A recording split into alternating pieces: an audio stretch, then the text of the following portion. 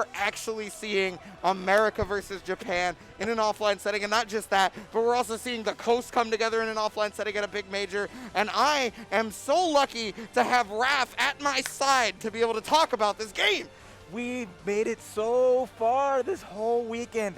Over 200 Skyfarers descended on Orlando, Florida, here for CEO 2021, battling it out through thick and thin to get to this point, and we finally found the final 8 players who will be competing to see who is the CEO 2021 champion.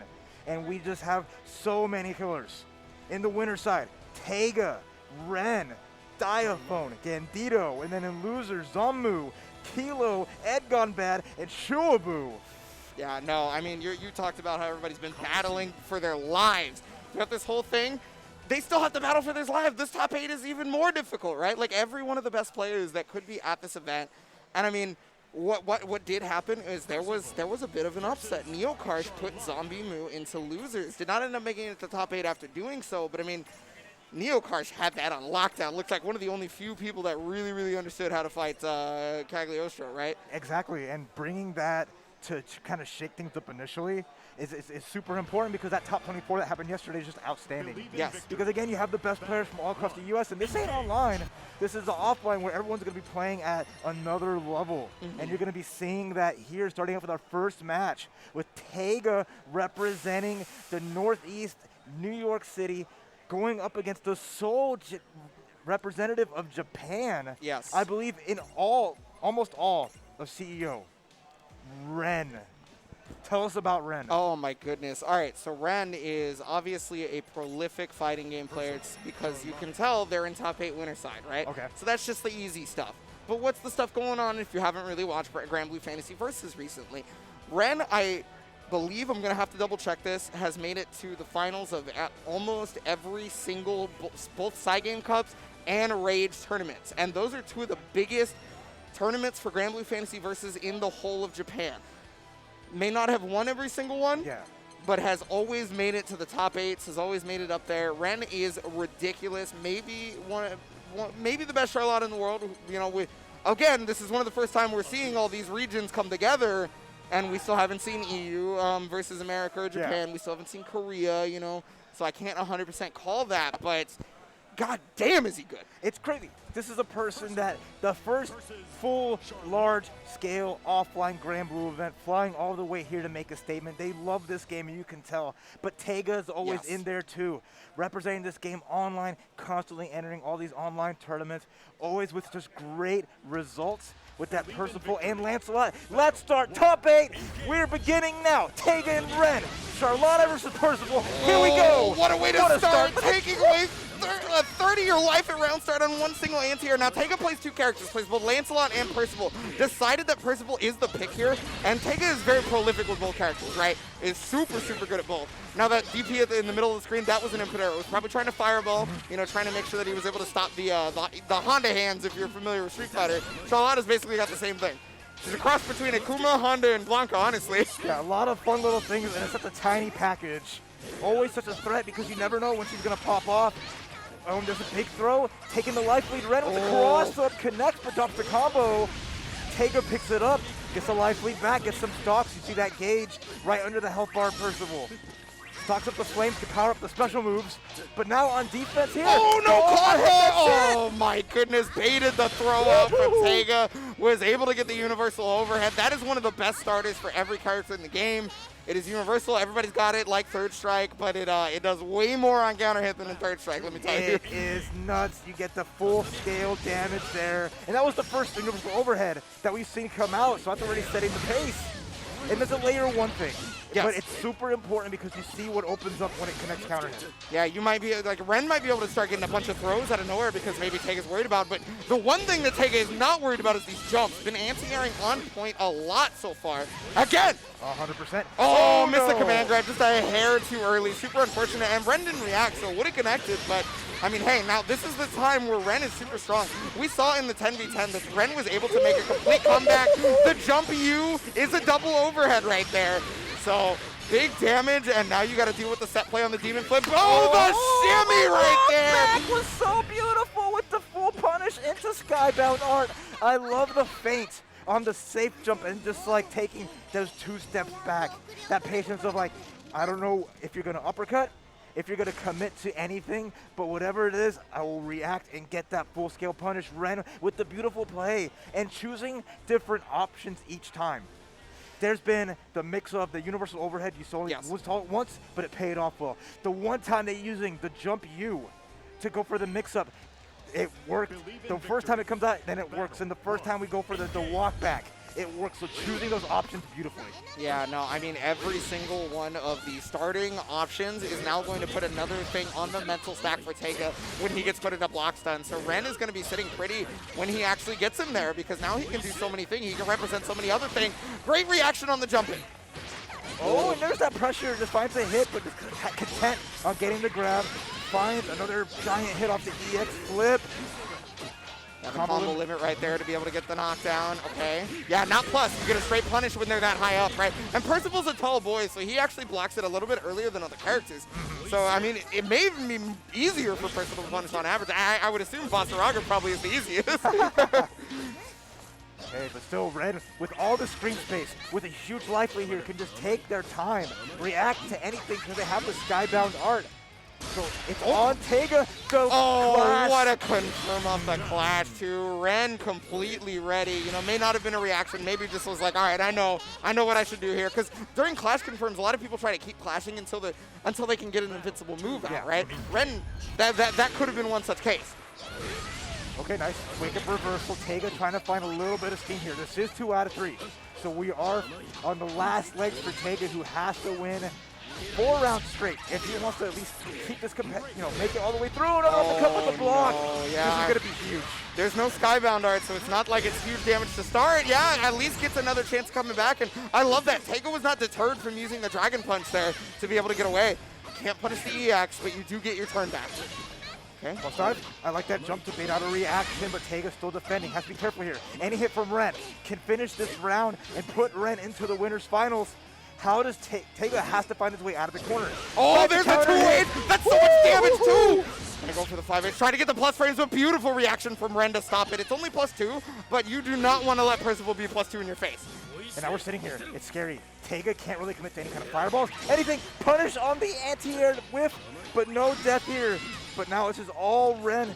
Teiga has to find a clean confirm in the super skybound art to at least tie up the round, but okay, plus frame. Command grab. That should do. Oh my goodness, that was such a clutch command grab. Yeah, it will be close. Not going to do it because now you could not do super skybound art off that. You had to do regular skybound art. Oh, it's a punish. Gonna come. So noble. No, got it just in time. Luckily, Ren was a hair too slow on the draw. Is looking like you're going to be in chip guts here pretty soon. And there it is. Caught the blockable right there. Teiga staying alive, but he's not out of the woods yet.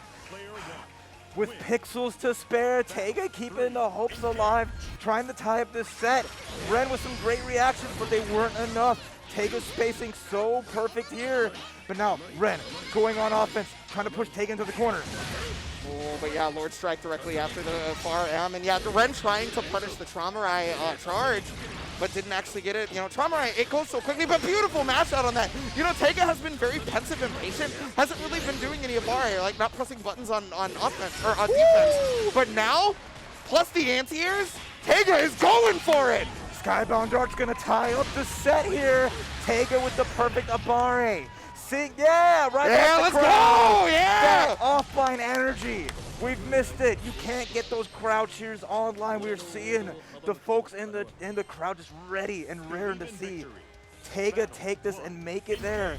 I mean, all these people have been watching Teiga online for so long, you know, doing work, winning tournaments and stuff. And normally you would be the bad guy because everybody's used to you winning tournaments. But when you anti-air like that, everybody's got to respect it, right? Yeah. Ren just committing to these jumps. They've worked out so well, but as long as Teiga can keep the potato in check, it's going to be huge for them. Big jump in again. There's a grab. Nice tech. Still, Ren's advantage. Nice buttons there to stop the pressure in that gap plus frames. But the disrespect reversal, I like that. Have to challenge. Yeah, especially after last time, right? That command grab was too much. Going to be able to get a big hit close enough to the wall. Yes, going to be able to fully convert into Super Skybound Art. Show him how noble you are. Noble executioner! Bam! Put a pose on him. Ren back on match point. huge confirm there for the win without basically only just enough life to be in SSA range. Yeah. So without that, wouldn't have been enough damage. So now Ren just counting the lucky stars. Another bad jump, but no counter hit. Yeah, I gotta be real. Ren is really, really strong at recognizing the screen positioning. Beautiful reaction with the Dragon Punch, yeah. Okay, so Ren is starting to try and attempt to bait the anti-airs out from Teiga, right? Yeah, just barely jumping in the spots where anti-air is just a bit too far away. But, I mean, hey, eventually you're gonna be playing with a little bit too much fire versus Percival. I like it. That's why, like, Ren is not committing to big buttons on the jump. Not trying to get counter hit. Oh, nice what a spot dodge, yeah. That's one of the answers to the sword swings.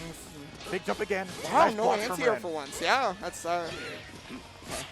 Oh, counter hit. That was a great meaty there from Ren. Gonna get the hard knockdown here. Does not want to use Skybound Art yet just because you need that for the checkmate, right? Oh, faked the double overhead setup on that one, but it looks like Teiga was ready for it this time.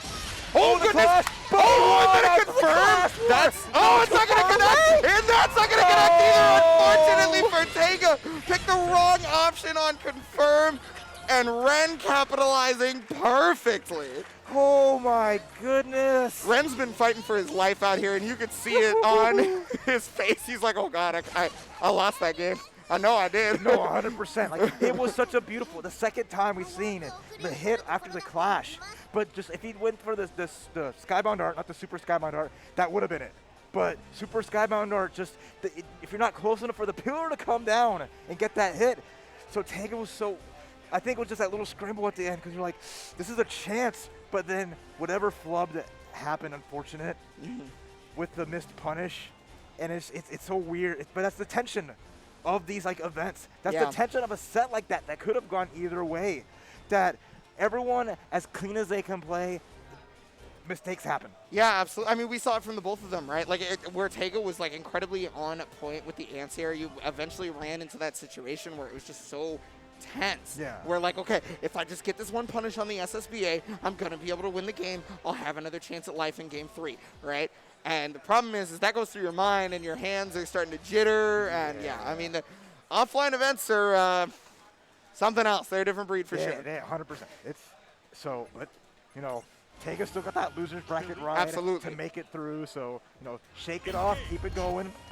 So we're going to move on to our next battle for top 8 winners here, as Gandido de Puerto Rico, representing Florida as well, representing Los Viejos, the old men, coming in full force. We still got it. We still got those moves going up against another of the finest fighting game players on the current generation, Diaphone. Well, I mean, if you think about it, it's actually old school, like, finest fighting game players versus new school fighting game, because, like, you know, Gandido was one of the old Tekken heads that was, like, real strong at Tekken. Right? A lot of people forget that Gandido is not just like, oh, hey, I'm just some new Granblue versus blood. Like, if you've been around, you know who I am. No, and then Diaphone, yeah, exactly like you're talking about, new blood. You know, I first saw Diaphone in BB Tag, right? Around the start of BB Tag's lifespan, has gone through Granblue Fantasy Versus, has also gone through GG Strive at this point. Like, things are really picking up for Diaphone, and I mean, making it top 8 winners despite playing so many games at this point. Yeah. Like, come on. In 2 games here at CEO, top 8 of both Strive and Granblue. How does he do it? Just a monster. But Gandido is a one-game warrior. You know, GBVS is his baby. Putting so much time here into that game and never going away from Zeta. Since the beginning on this character, one of the best Zetas in the world. And Diaphone, Zooey, really fun to see that character being the main representative of her. But also known for picking around the cast, at least early on as they were coming out. Yeah. But has fully committed to the Zooey, especially because that's just been his bread and butter through and through. And that's going to make for one exciting match as we see both of these just really prolific and like characters that really get a good representation of this game, because you have like Zeta with the really flashy combos, the really strong pressure. And then you have the same from Zooey. Both these characters thrive off this pressure off knockdowns. Yes, That can be so difficult to deal with, where you have Zooey with her dragon assists, where she's up with these really tricky meaties, but then you have these like tricky jump-ins from Zeta, where you're going to have to guess high-low from both of them. So we're just going to, who gets these knockdowns, who gets to run their game plan, and basically who can oppress the other, because they don't want to play no fair neutral. Yeah. They're not here to play honest footsies. We're here to get mixed, and just all around blended. Yeah, no, most definitely. I mean, like, especially with Gandido, I actually got to sit down, watch him in training mode for a bit. Obviously, training mode versus Zooey specifically, because, you know, you got to get rid of the character that you're about to fight in terms of hitbox, because Zeta is one of the only characters that has a fuzzy instant overhead, right, in the game. This game is very much not usually about, like, hellacious mix-up that you're used to in, say, like, Marvel or something like that, right? And so, but Zeta does actually have something that is legitimately, you better have been blocking it correctly before I even did it, otherwise you're boned, right? And so, Gandido has also recently found a way, as of this tournament, to make that instant overhead fuzzy do more damage than it did previously. Yeah, so he found a way to make Skybound Art after the instant overhead do animation, which gives you 1,000 more damage, which is like 10% in this game, right? So it's going to be heavy if he's able to connect it, but the problem is if he misses that fuzzy, he's slim pickings, right? Like, he is just out in the open. He is ready to get punished. And if someone's going to react to that kind of whiff, that kind of block on there even, that's going to be someone like Diaphone. So let's see how this plays out. Which one of these two amazing players will meet Ren in winners finals here? Skyfarers, hold on to your seats because this is going to be a match for the ages. Yeah, no, I mean, I can't believe we already started out with like such a crazy match with Teiga and Ren. Like, I don't know how I'm going to have like the heart to finish this. But, you know, here we are. We're doing it. No button checks required. Viejos, Gandido versus Diaphone. Doing it for Puerto Rico, doing it for the old men. Already, first significant hit. Going to Gandido, finding the EX spear, put in the corner, but nice tech from Diaphone. Has to hold the pressure in the corner, but Dragon's out, makes the space. Oh, the 2H right there. Wow, and that was like so immediate. Got hit on the overhead right now, putting Gandido in forward, using the unique just to try and keep the pressure going, but there's that Dragon Charge. Yeah, 2H of your own. Okay, great grab. Diaphone just trying to take that advantage in the spacing. Oh, but Gandido got out of the distance of the laser. Great spacing from himself, and now we just have safe pressure here. Gandido needing one hit. What a reaction! Oh my goodness, and you know, I wouldn't really, I was gonna say, I wouldn't really call like Zooey Dragon Claw to be too high of recovery, right? But I mean, Gandido had the perfect timing, having the perfect timing on the thrust as well. Taking that first round, looking pretty good. Not like too in control, but never feeling like he's too worried about it. Not at all.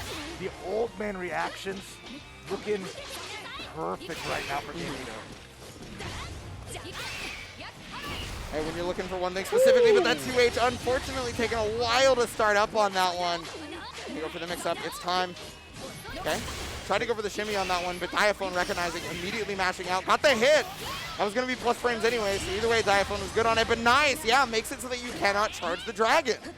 Yeah, every time recognizing it. Whenever Diaphone is going for that, just trying to take advantage of it. Great anti-air. Oh, big drop. Ooh, Teiga times punish there from Diaphone, taking a small life lead, but the reaction, the getting out of it with the super, blowing through the mix. That was so crazy. Gandido on point in every little aspect, even on just like blowing up pressure. I mean, yeah, just really trying to use these charges. But there's the 2M on the run-up. Remember, in this game, there's dash recovery. You have to cancel it into spot dodge, roll, or a button. You do not have a choice. You cannot block immediately, right? Exactly. I think the amount of checks, the amount of just like, I'm going to take my turn back, you have that going on, but always just like stealing the turn back. Gandido's been immaculate on that. That's been probably the biggest factor so far in this set. Let's see if Diaphone can kind of prevent those turns from being stolen, but again, you see him trying to put that advantage, but Gandido calls it out. Yeah, that's one of the great things about playing a character with armor is that you steal turns all the time, right? So, I mean, Gandido is just playing to the character's strength when stealing turns at this point. And okay, so one mix-up after this, that's going to be a bit weird to deal with. Could be the fuzzy even. Nope, just going to go for double overhead. Classic Zeta pressure. Every time you're scoring that knockdown off the EX, you're going to do that jump unique. Yeah. Get the pogo. She can do up to 3 times, but she can always cancel into a jump heavy or just a jump attack to keep the overheads flowing and keep you under that pressure. Yeah. It's like each pogo is a mid, but the problem is that she cannot do the next pogo and then go low, or she cannot do the next pogo and go high. Same timing. So you just really got to deal with it. Pogo up. Nice blocks from Diaphone, but in this corner here, it's going to be scary. Busts out with the Dragon Call, but oh, I love that. Yeah, not actually using the Dragon Laser, just instead using the Dragon as a hitbox, right? You may take a little bit of extra Dragon Meter away from yourself, but what's really important is just the fact that you stopped your opponent from doing something. Okay, Rhapsody. Yeah. Nice anti-air, and gets a full punish on there. Good damage too, gets the knockdown. What's the setup here? Doesn't have a dragon available. Oh, with the 5H. Yeah, I mean, Gandido was not ready for it though. Nice cross up, good blocking the cross up. Diaphone on his last legs here. This might be 4 straight for Gandido, but the counter hit doesn't get the big confirm. drop though. Yeah, no micro dash, or well, maybe too micro of a dash from Diaphone, to be honest. Was unable to get the super skybound art after it. I believe that would have killed. I don't see any reason why it wouldn't have. And now the scary part, next hit wins for Gandido. Any hit will go into skybound art and finish the job. A little bit harder for Diaphone to score that hit to seal it, so we'll see how it plays out. I do love that Diaphone did not try to go too far past the lasers, right? Use the laser as a wall, but okay, here we go. Mix up. Nice block on the low, and there is the dive. Diaphone is unfortunately going to losers, but Gandido, oh my God, yelling Florida. Doing it Not for Puerto Rico. Florida, doing it for Puerto Rico, doing it for all the old men, and just you feel that passion brimming. You know, when you pop off at home off an online event, no one sees it. You're popping off to your stream. You might be having like your sisters, your brothers, your mom and dad like quiet down. We're trying to watch TV.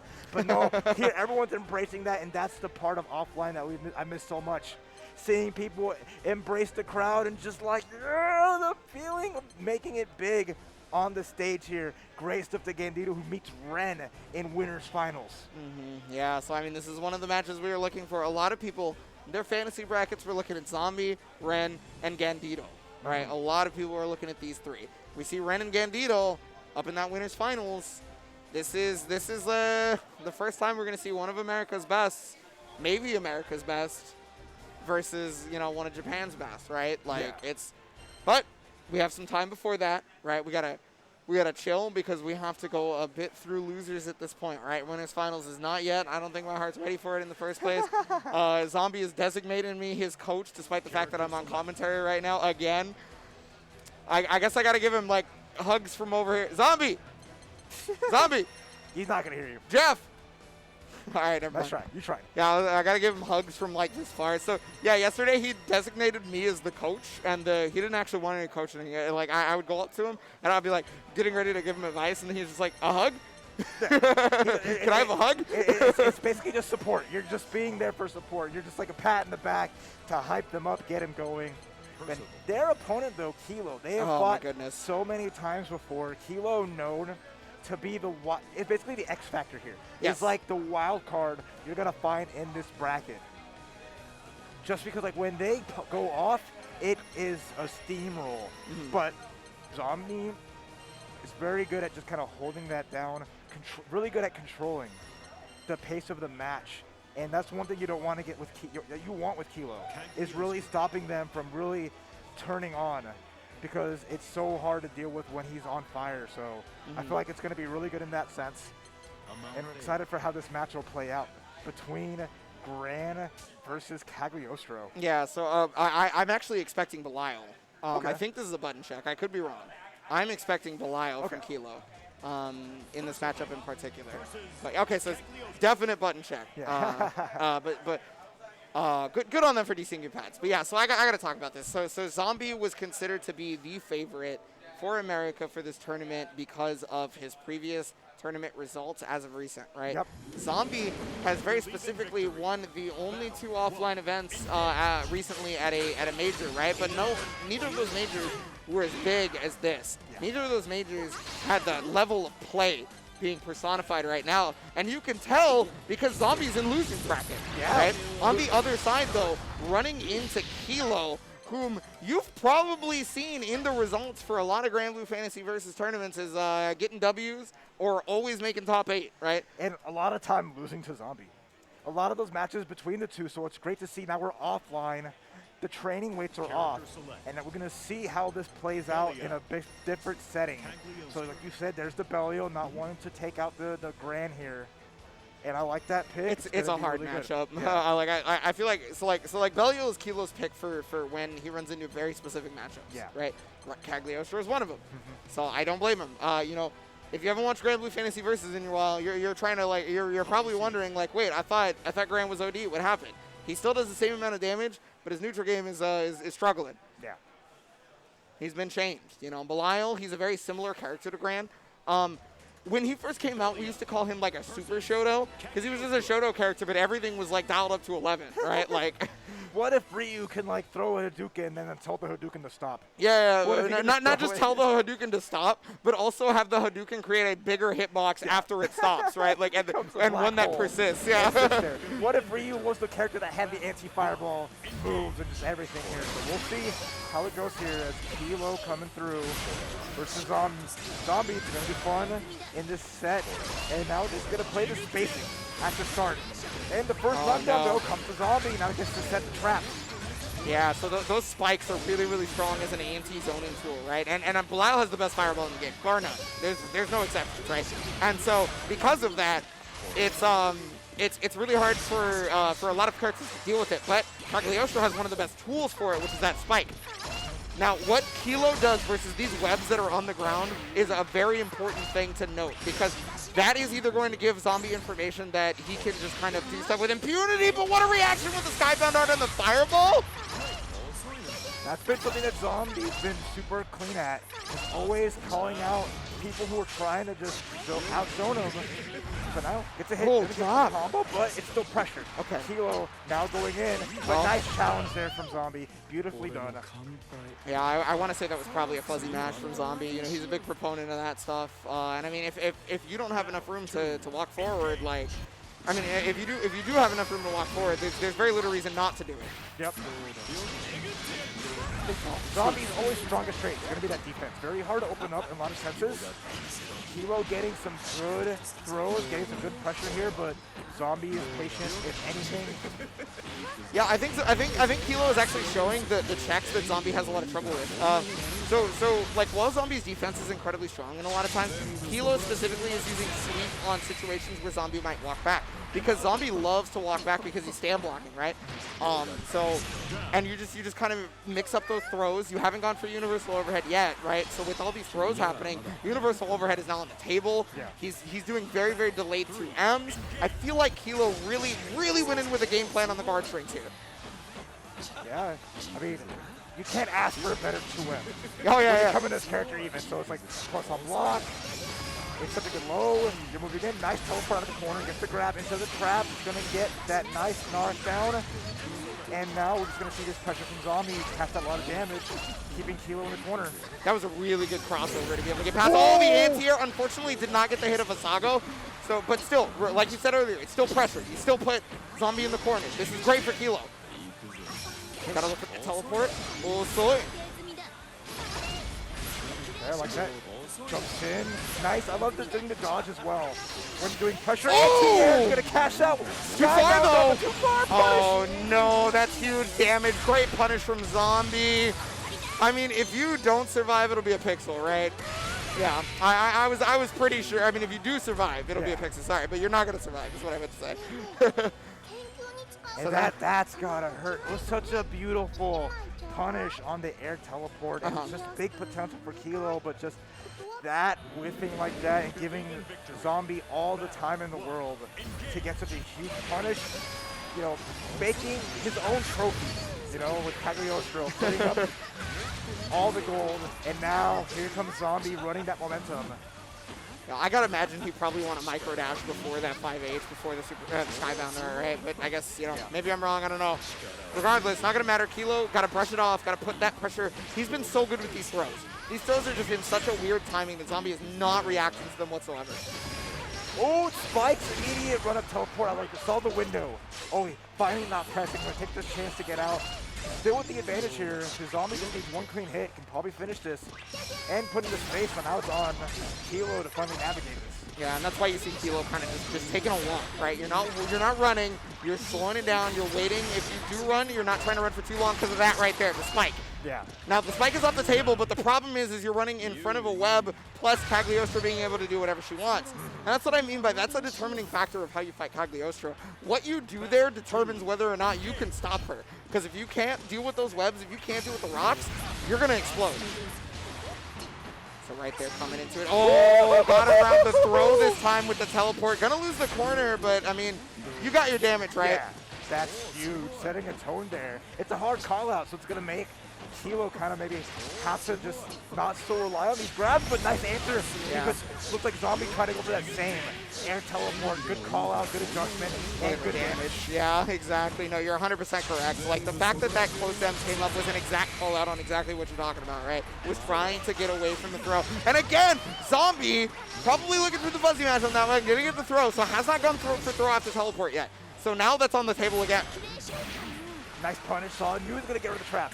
Getting the 2D and then the far heavy. Oh my goodness. Coming right out immediately. That button is like the defining trait of Belial. Yeah. That is one of the strongest buttons in the game. Bar none. And that keeps Kilo alive here. That had to have caught a jump, I feel like, right? That had to have caught a jump because like Zombie normally walks back in that situation, probably trying to jump, but now it's got the hit. That's big damage. Gonna let him fall into the pressure. Teleport into the throw. There's the mix. One more hit from Zombie. Can they find it to finish it off with the trap? That's gonna do it. And Zombie is got the pressure going. So hard to deal with Cagliostro stuff on average if you're not able to find a point to stop the webs, right? But the problem is Zombie puts up the webs and then he protects the web. You try to hit the webs and then he's like, okay, no, I'm just gonna 2U you, I'm gonna 5H, I'm gonna far medium, etc., right? Everything there. And the timings on it were basically immaculate, right? And so, yeah. I mean, Kilo, unfortunately, was unable to make it happen, but made it to top 8 here at pretty much the most stacked Granblue Fantasy Versus tournament in America. Yeah. I mean, for 2021, you can't ask for a better way of sending off Granblue Fantasy Versus into the next year with an event of this scale, with all of the best players from North America congregating, and that just makes, to me, it shows how bright the future is going to be for the game, because next month we have Frosty Faustings. You saw Zombie's shirt. You know, the Granblue Fantasy Versus players are only going to want more, and they're going to come out in full force for Frosties as well and keep this going because they've waited for so long. You know, the story of Granblue is honestly a tragic one for me. Yeah, absolutely. Yeah, it is a game that came out right before things really took a turn for the worst. The community was really revving up. The game was being showcased early on. There were some small events propping up as everyone was getting used to it, and then 2020 happened. And then all the steam was kind of taken out of Granblue's sails. No pun intended. This Grand Cypher had to be sat down for a spell just as it was taking off. Yeah, no, it's super unfortunate that COVID was, at the time it was, you know, there was a lot of hopes for it. Cygames was already talking about how much support that they wanted to put in for the game and whatnot. And, you know, honestly, despite what COVID has done, they still are, right? But we had 2 seasons. We've had 2 seasons at this point, and they announced a new character without another season, and we just didn't know this character was going to exist. Yeah. Like, at all. Big fan favorite coming out, you know, very soon. But that's the big thing to me is, like, what all the trials, there's the tribulations. There is the beauty that comes, you know, at the end of everything as people grow stronger together, trying to surmount all of that had happened. Because you see something like this.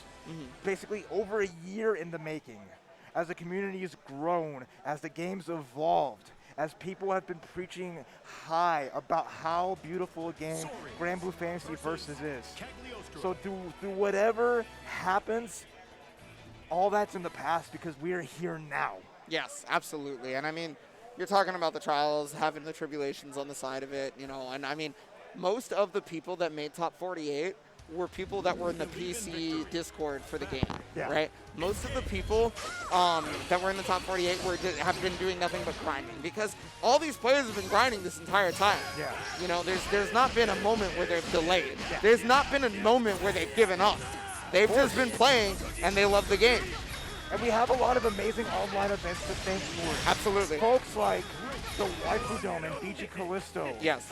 Running this game so often, giving a place for people to compete. To this Spooky and NLBC, doing a lot of events and having all these characters being showcased and having the East Coast really flourish on there. Yes. And as well as Ronin Rumble. Correct. Having events on East and West, fostering these players, giving them a playing ground. I know these events don't occur anymore, but they really were an integral part of keeping Granblue Fantasy Versus going, and the community really helped bring that community even together. So thank you everyone who ran events, who are out there who made Granblue Fantasy Versus have a home. Yeah, to be honest with you, there's so many you can't even name them all. Because, Exactly. like, Granblue used to have an event pretty much every day, and it wasn't just an event every single day online. Yeah. It was also multiple events every single day online for a long time. But anyway, I mean, these are two of the people that have been just going ham at ensuring that they've been training in some of those events, right? We see Shuaboo right there on the 6th, and we see EdGoneBad on the Metera. EdGoneBad has shown another level of Metera play that most people just aren't even close to coming to, right? There's obviously some other really, really strong Meteras. They're not at this event, but EdGoneBad was one of the people that basically made Ren sweat, right? Ren almost didn't make top 8 winners because of this player right here. Yeah, the way EdGoneBad's been playing has been just out of this world. The sole Metera representative here in top 8.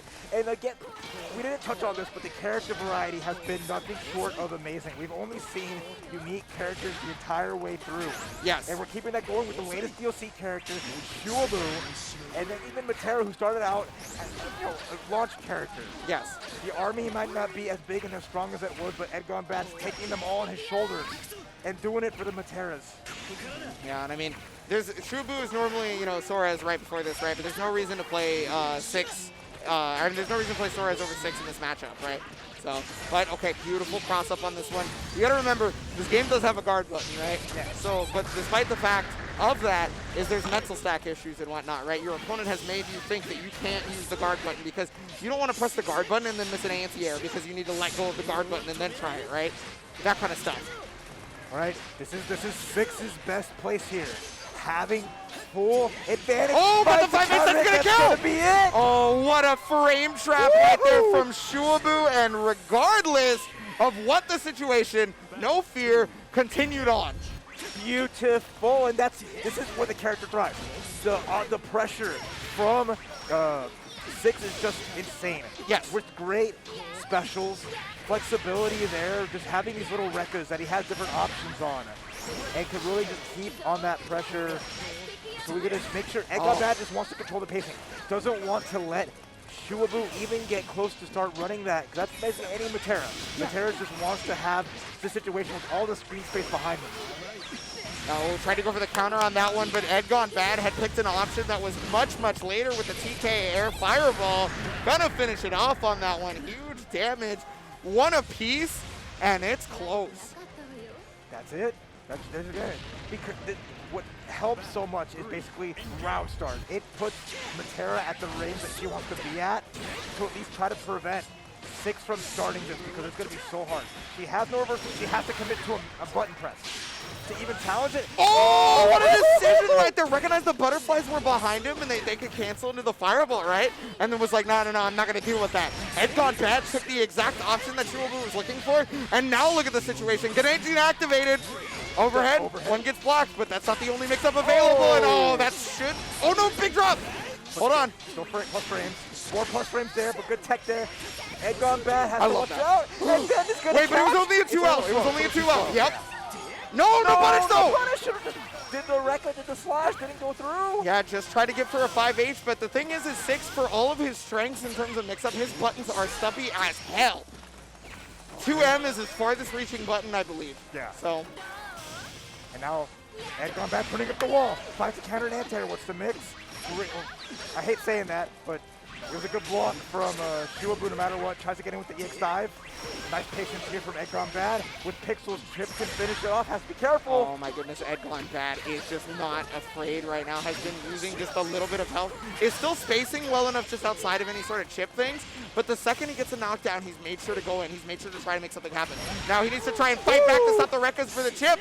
And he's just one hit away on any of these special moves. Shuaboo can't find the timing, and honestly, oh no. He blocked it. Okay, you're in chip range now. Nice spot dodge. And you, oh god, there's only 8 seconds left on the clock, and this one, and there it is! Oh my god! The spark! Oh my god! Shuaboo unfortunately picking a lot of options that just forced himself into bad situation after bad situation. Maybe feeling the pressure that I need to end this right now or something when he had the life lead. But and like couldn't hard commit to a lot of these this far normal into a special, because whatever gap was there, looked like EdGoneBad was ready with that Skybound art. There was meter available, any small gap in pressure, just trying to maybe just throw out the Rekka into it. Anything like that, it would have just been, you know, curtains because of just having all that meter there. And Shuaboo just, that's been the problem of the matchup right now, is that distance that's kind of just at the range that Metera can just excel at. Shuaboo just not able to navigate through once he's been pushed away. Well, I mean, you can't let that get to you. You got to get your morale back going, otherwise EdGoneBad is going to smell blood in the water. And, I mean, if there's anybody I've felt so far that has smelled blood in the water, it's definitely EdGoneBad. I feel like he's capitalized so well off of so many different things. But, yeah, game number 2 right here. And again, it's all first to 2. Shuaboo has no other choices but to make it happen. Ooh, Got the frame trap on this one. Big counter hit. That is not an overhead. No. But it is like slight advantage in some situations. Yeah. It's plus on block always, but it's not enough that you like should be omega scared of it, but still you want to try to interrupt, right? Which EdGoneBad did, but probably just a bit too late.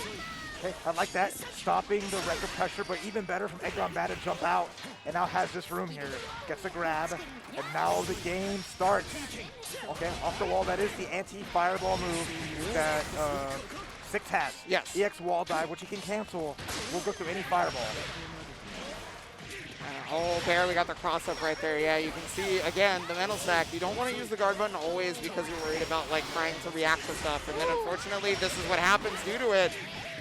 And that should do it in the Super Skybound art. Full animation. Full animation, too. That's going to be enough. And now, EdGoneBad, one more round away, eliminating Shuaboo. I mean, Shuaboo's got to pull it all out at this point. EdGoneBad, however, you know, just sticking to the game plan, and this game plan is working very well. You know, has pick and choose the spots for anti-airs. Exactly, like on the clash right there, was able to get the far L, and that like ended up beating in any class situation, almost any, I should say. Punish! Oh, but the parry. That's the problem, is the butterflies were already there. You cannot let the counter rock. You have to go for the dash, and that was what Shuaboo did previous game. Not this time, though. One more wall that connects, gets a hard knockdown. Escapes the corner, gets the counter hit confirmed into a heavy slash. And now this is big for Shuaboo. Has to keep this going or else EdGoneBad can finish the job here. Uh-oh. EX butterflies out. There's the space. Shuaboo with resources to spare, but can he navigate through? The trade works out for EdGoneBad. One significant hit away from winning. Yeah, I mean, EdGoneBad is just, he's even started to play around the wall dive now at this point. Oh, but the arrows did not actually connect, so Shuaboo could have moved forward. There's, wow, didn't cancel the counter? Very surprising. Because that would have been a dash forward, but I think maybe he was worried that it would get punished, which, I mean, could be right, I could be wrong, you know. No, tried to go for a mix-up off of the Rekkas. Now, Six does not have to commit to it, but you still want to try to stop Six from pressing a button there if you can. With the lead that EdGoneBad had, I feel like the risk reward is heavily in the favor of EdGoneBad for that exact reason. And so due to that fact, I mean, just press the 5L. Yeah. It was the correct call. Low committal move just to throw out there because at that point it was just any little thing. Yes. Can do it through, and it was on Shuaboo to really like, you got close. This is where you will shine, but at the same time it makes it so that EdGoneBad can pretty much do anything at that point. Absolutely. To finish it because like you have to really try to break him down, but EdGoneBad's just defense, reactions, everything was there, and just stopping Six from just basically playing that game.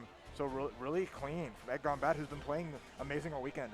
Just the way EdGoneBad had very specifically forced Shuaboo into so many of those situations was on point, was so much stronger than most like people are able to do, right? Because it's always so hard to force somebody into, oh, like, you know, because like you think about Metera and you think about like what they want, and you're trying to play around it as much as possible, but EdGoneBad, rather than just do that first, he did something to make it so that the next option was stronger. You know, whether it had been movement, whether it had been pressing a button to fake an arrow shot, et cetera, right? Just super good play all around. Got to congratulate Shuaboo for making it to top 8 again. This is one of the most stacked majors, but that is where the tournament runs for Shuaboo ends tonight. We'll see what happens here because that leaves Zombie as the sole West Coast representative here left in this top 8. Oh, I forgot about that. Oh my God. God. It's basically the East Coast show with a little bit of Kilo kind of reps Midwest. Yeah. Might not be in that area anymore, but their heart is still Well, in the Midwest. Midwest is EdGoneBad, right? Okay, EdGoneBad, okay. Yeah. So, 404, I thought 404 was here in. I thought it was Georgia. Yeah, which is East Oh, Coast. sure. Yeah, you're right. Sorry. Yeah, I was thinking of. Geography. I was thinking of not Chicago, but it's like to the right of it. Yeah, Michigan maybe. Yeah, Michigan. Over there, but no, Yeah, that's what I was thinking. 404 is there, right there in Georgia. Yeah. Georgia's right next to Florida. It's just right over here. Oh, Yeah, sorry. Yeah. I don't know. I don't remember things, man. I dropped out of high school. You can make fun of me all you want. I don't care. It's, okay. It's all the knowledge of fighting games has to push some stuff out, and geography is like the first thing to go. All right, so I got to talk about this, though. Talk this about was Summer Jam Grand Finals. Teiga versus Zombie, and Teiga looked absolutely lost versus this character. He tried both Lancelot and Percival. However, there's been quite some time in between that. And obviously, everybody knew what CEO was going to be the second it announced that Granblue was going to be one of the games on the list. So I have zero doubt in my mind that Teiga sat down, asked whoever he needed to help, sat in training mode, and looked through this as much as he could. Yep. Zombie has had a target on his back for months at this point, right? So everybody's been looking to try to fight Cagliostro in any way, shape, or form. So regardless of Summer Jam, I am excited to see what the adaptations are presented here from Teiga.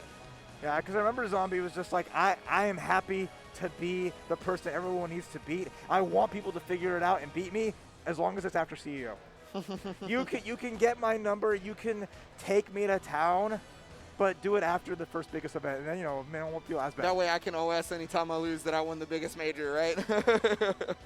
So this is a crazy one here, as like two of the strongest and the biggest proponents of Granblue facing each other off in the classic East Coast versus West Coast duel of fates in the losers bracket. Yeah, no. This could have easily been a match you'd see in winners finals, grand finals, what have you. Only one of these players can make top 3. That's wild to me, because these are two of the people that, like, not only are they proponents of the game, but they've just been making top 3 of almost every event they're in, right? So it's like really hard to sit down and take a look at this bracket and be like, one of these players is just done. That's it. Like, they're going out of 5th. Here we go. The big match. Teiga versus Zombie. Cagliostro Master going up against the Lancelot. Let's get it. Okay, yeah. So this is where we find out how it works. Both, again, Lancelot and Percival were tried for Teiga, but it's going to be Lancelot. This is the OG character for Teiga, I feel like.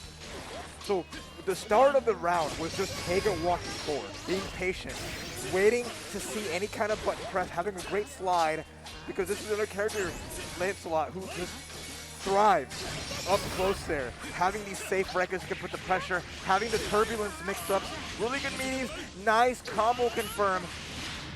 Because remember, Cagliostro was not really known for the reversals. No. Not having any options, has to make a hard call out to make some escapes. And Teiga, well aware of that. Oh, plus on whip right there. Teiga wanted the throw, and Zombie had read the throw going for the tech on that one. Teiga stopped a bit short, though, and that worked out for him beautifully. I got to say, the offense from Teiga is immaculate right now. I felt like Zombie could not hang whatsoever. But there it is again, that round start that you were talking about, right? Walking forward, being just pensive enough while still maintaining a presence of offense. But you know what? Lost half life for it. And now Zombie, with all the spacing here, has the traps available. Teiga back to being that patient. And again, every 2U is hit. The double overhead on the turbulence, connecting, big throw, and now it's all Teiga offense. Now the meaty 6-6X right there. Caught the jump out, was probably trying to do jump teleport. Oh no, drop on the Southern Cross, but that's okay. You still got the pressure, right? Okay, that's a trap. We're going to see a teleport, but again, the 2U reacting every time, but nice EX teleport in the air. It's going to find the super skybound dart. Ain't I pretty? Put the pose on him, and that's going to kill right there. One correct decision from Zombie on being able to get out. Got the counter hit on the teleport. Might not even been a counter hit. I think it was just an air hit, so it was an easy juggle, right? So like 5H, super skybound dart, not any scaling on that. You're good to go. Zombie capitalizing exactly where he needs to, because again, Teiga has clearly made some study. Reacting to 5U does not seem easy to me personally. The fact that Teiga is doing it left and right, awesome. Oh, counter hit. Big damage on there. I don't know what Teiga pressed, but is going to pay the price for it. Turbulence out. Good block And on the double. gets out of the corner with it too. Beautiful decision making. Teiga who finds the counter hit. And it's going to even up the life totals with some great damage into a knockdown into the EX ball. I thought ice ball. Oh boy. Oh yeah, caught it. Yeah, that was counter hit, so combos directly into the web. Gonna be able to get knocked down on this one, but what is afterwards? Oh, gets blocked. Skybound Art, Ouroboros. And for all of the strengths of the offense, we come back to the defense of Zombie. And defense isn't just blocking, it's also timing your way out with buttons. It is also... he is actually counting the coaching. 30 seconds, baby. You got 30 seconds they can coach you in that corner. Oh my god, dude. And that is a person that's having the time of their life here. They love this game so much that whatever happens, they're just enjoying themselves. And that's what I want to see. Nice challenge from Teiga off to bat. Yeah. They had some good answers, like we talked about. They were looking so much better against Cagliostro, but you know, Zombie's like, okay, I'll make those adjustments back and make it count, but what a confirm! Yeah, I got caught trying to stand block, unfortunately, right there, and that's gonna kill. That's gotta be great for Teiga's morale, right? Like, you gotta be like, okay, I can do this. Even if it's like, okay, look, you got chip range at this point. I don't know how you get out of that, right? So unless you had that gap and you were mashing Skybound Art, it's whatever there. But that was just, how often have you seen 2U into the confirm off of the ice? Wow, what a reaction. Okay, so we were talking about how what you do when he sets up webs is the biggest thing about trying to fight her, right? And that was an answer. And a very important one, because now it's going to sit down and make Zombie have to double think about setting up webs when he's that close. Yeah. Teiga's reactions might not be able to be tested. Yeah, he's got the life lead. He's going to chill. Yep, I see it. The worst that can happen is just these fireballs. You can just jump. It doesn't really matter. Oh, Teiga goes in. Oh, no. Nice block, but there's a throw. It's going to combo off of the spikes. And now we see nice damage here with the knockdown. He's going to go for a safe jump. Jump low. Teiga tried to challenge, but oh no! Looks like Zombie had a drop, and now we have a little spaghetti all across. Olive Garden with the free breadsticks. Everyone's coming for lunch. The auto combo moved too far forward. She's going to point at the Ouroboros. Yeah, that was really unfortunate. Teiga wanted that guard string, but the auto combo actually moves you forward, and pretty much every character does that, right? Yeah. Actually, every single character does that. So you run forward into the web, and the auto combo is already connecting on Cagliostro, so it can't hit the web.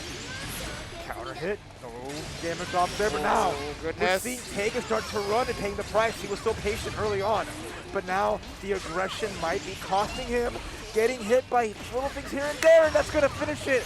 Zombie with the challenges and takes out Teiga 2-0, eliminating Teiga, who goes out at 5th.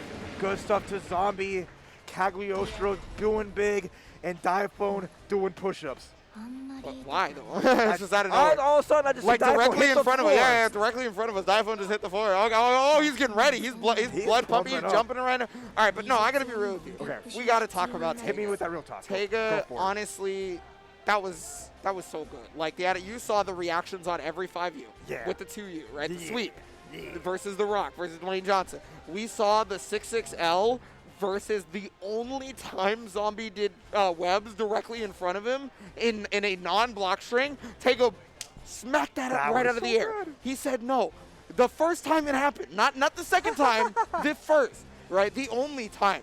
I feel like, I gotta be honest though, I feel like the only time I ever really felt like Teiga made a gigantic mistake was when he had that life lead and he was jumping over rocks. He decided to go in. Yeah. And he opened up the ability for Zombie to hit that block string on the teleport, stuff like that. But I'm sure he recognizes that at this point. It's one of those things, yeah. Because remember, this is a game where there is instant block. It's one of those things like, you see it happen, but it gives you meter, and that's really it. So that's all it does. If someone's going to throw a projectile at you, you can just sit there, instant block it, cool. Now I'm getting the resources that if you do challenge me, I can blow it up with that. But that's a kind of like you mentioned, is what really hurt the most was just that aggression that Teiga started just trying to go in, especially in that last round, went in a bit too hard, and that it happens. Yeah. You're fighting, whatever goes on, goes on. I'm not in Teiga's head, but... Absolutely, yeah. I mean, I could just be talking about my ass, and Teiga had a plan there that was, unfortunately, just didn't work out, right? But impressive nonetheless. I love seeing growth. I love seeing players bring out something and really challenge it and make it competitive, but Zombie still one step ahead and will continue on as Zombie moves on to the loser semis. Yes. Where he awaits the winner of Diaphone and EdGoneBad. No way to put this that makes it easy for Zombie. Gonna be honest with you. The only way I could say that this makes it easy for Zombie is that he would want Diaphone to win for the character matchup. Yeah. Because Metera actually does very well versus Cagliostro. She's one of the few characters in the entire game, which is really, really odd because you would think like the spike happens. But, we'll get to that at some point because we got to talk about Zooey versus Metera. We got to talk about Diaphone and EdGoneBad. I assume they're doing a button check first. Yeah, we'll get a button check. They're testing their pads, making sure they're equipped. Well, how do you think of this matchup? So I actually think Zooey does pretty well, in my personal opinion, because of Dragon. Yeah. Right? A lot of people usually struggle versus the arrows and whatnot versus Metera, but Dragon can actually be sent forward and negate the arrow and then still do, like, whatever, right? Or you can just send the Dragon again, and you can then start to use that to move forward. I really like that versus this character. Okay. Whether or not that equates to it actually being bad for Metera is another thing, but I think Zooey has pretty much all the tools.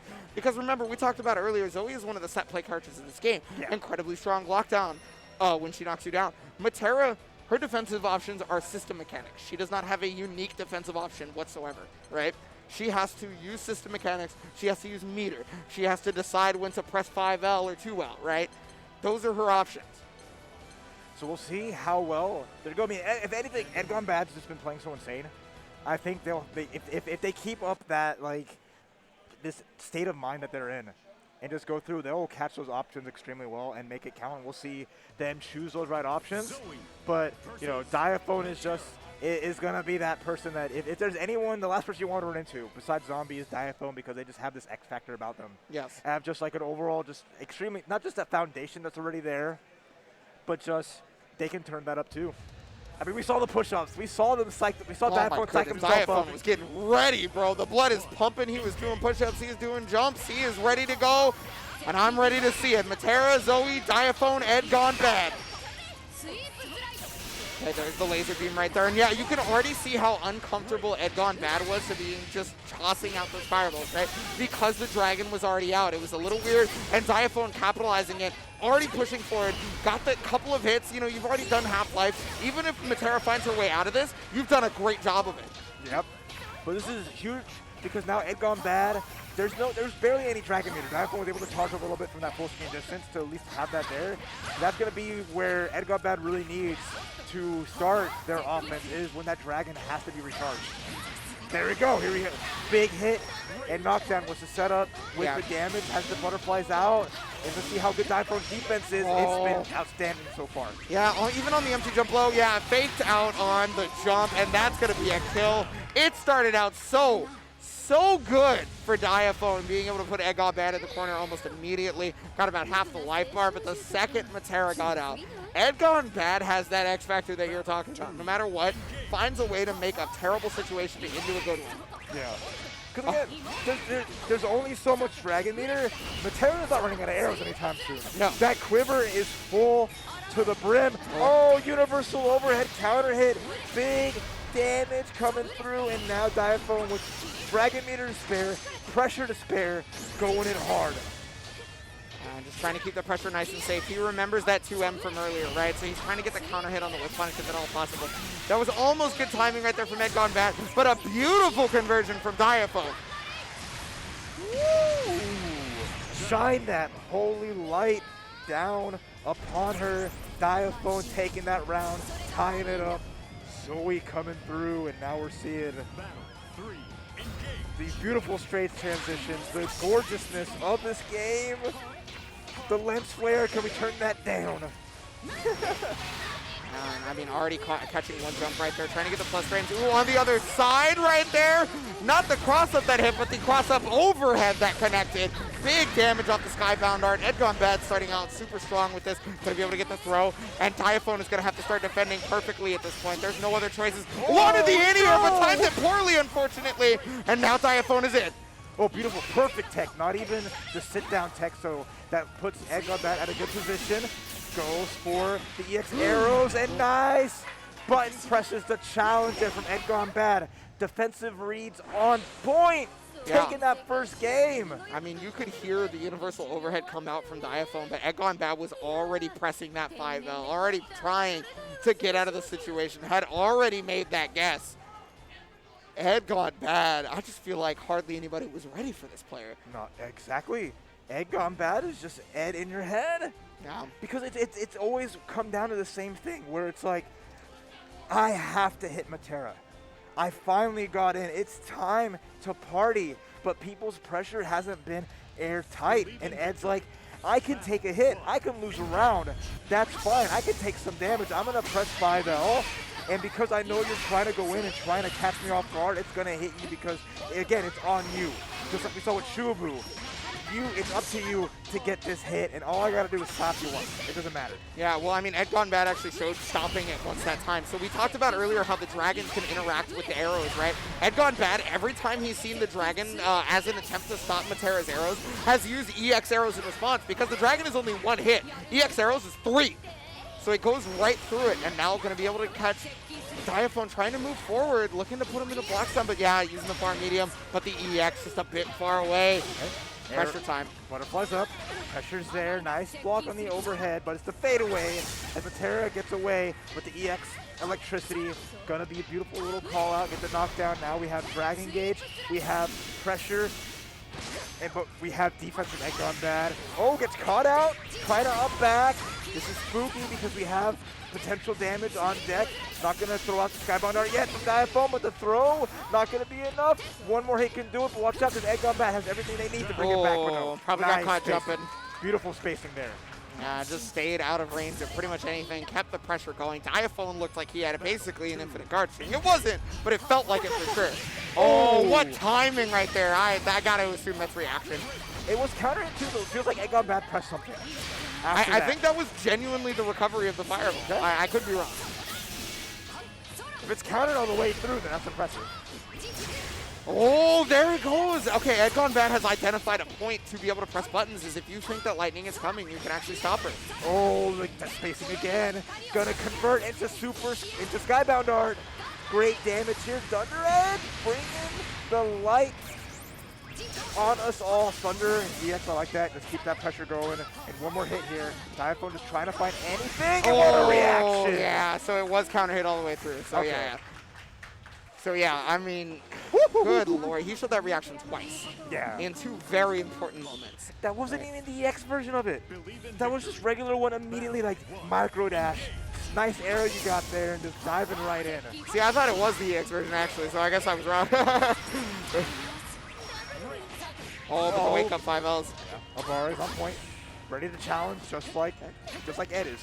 Yeah, I mean that was really good for Ed to be able to stop Diaphone from jumping forward, even if it doesn't connect, because that's one of the few normals that's not arrow blockable. It at very least stops his offense, right? He still found a way to make the dragon work, but now there's no dragon meter, right? This is Ed's time, I think, to be able to try and make something happen, if at all possible. See, that was nice arrow from the sky, just keeping that space there, keeping Diaphone under pressure, so he cannot charge the Dragon Gauge. And here comes the butterflies, but there you go. I like that. Diaphone backing it up, charging it up. Dragon is ready to go. Yeah, Diaphone did lose a lot of life during that time without the dragon. You know, just played basically to get him back. There's the laser beam, but yeah, using the Zephyr, her unique action to be able to get away from the laser beam. And there it is. The dragon comes out. Okay, Dragon's behind, setting up the sandwich, but nice challenge there from EdGoneBad. Oh, gets caught. Now Diaphone gets to play. Frame trap, nice blocks. Oh, no. Big damage on this one. Do you spend the Skybound? No, okay. Next hit's going to do it for Diaphone. Where's the pressure? Nice tech. Yeah, I'm surprised. Every tech from EdGoneBad's been perfect tech. Immediate, not getting the sit down at all, just like that. Yeah, no, I mean, no delay tech. You take extra damage. Oh, did you press a button, though? That's the question. No, spot dodge, going to be able to get an easy punish on that, yeah. So in that guard string, normally Metera players are going to use Fireball, right? So Diaphone was very specifically looking to try an Invincible through the Fireball, get the Super Skybound Art, because it would have absolutely killed. Yeah, but you can't super through a Fireball that doesn't exist. No. You're on layer 3, where EdGoneBad's just basically just chilling.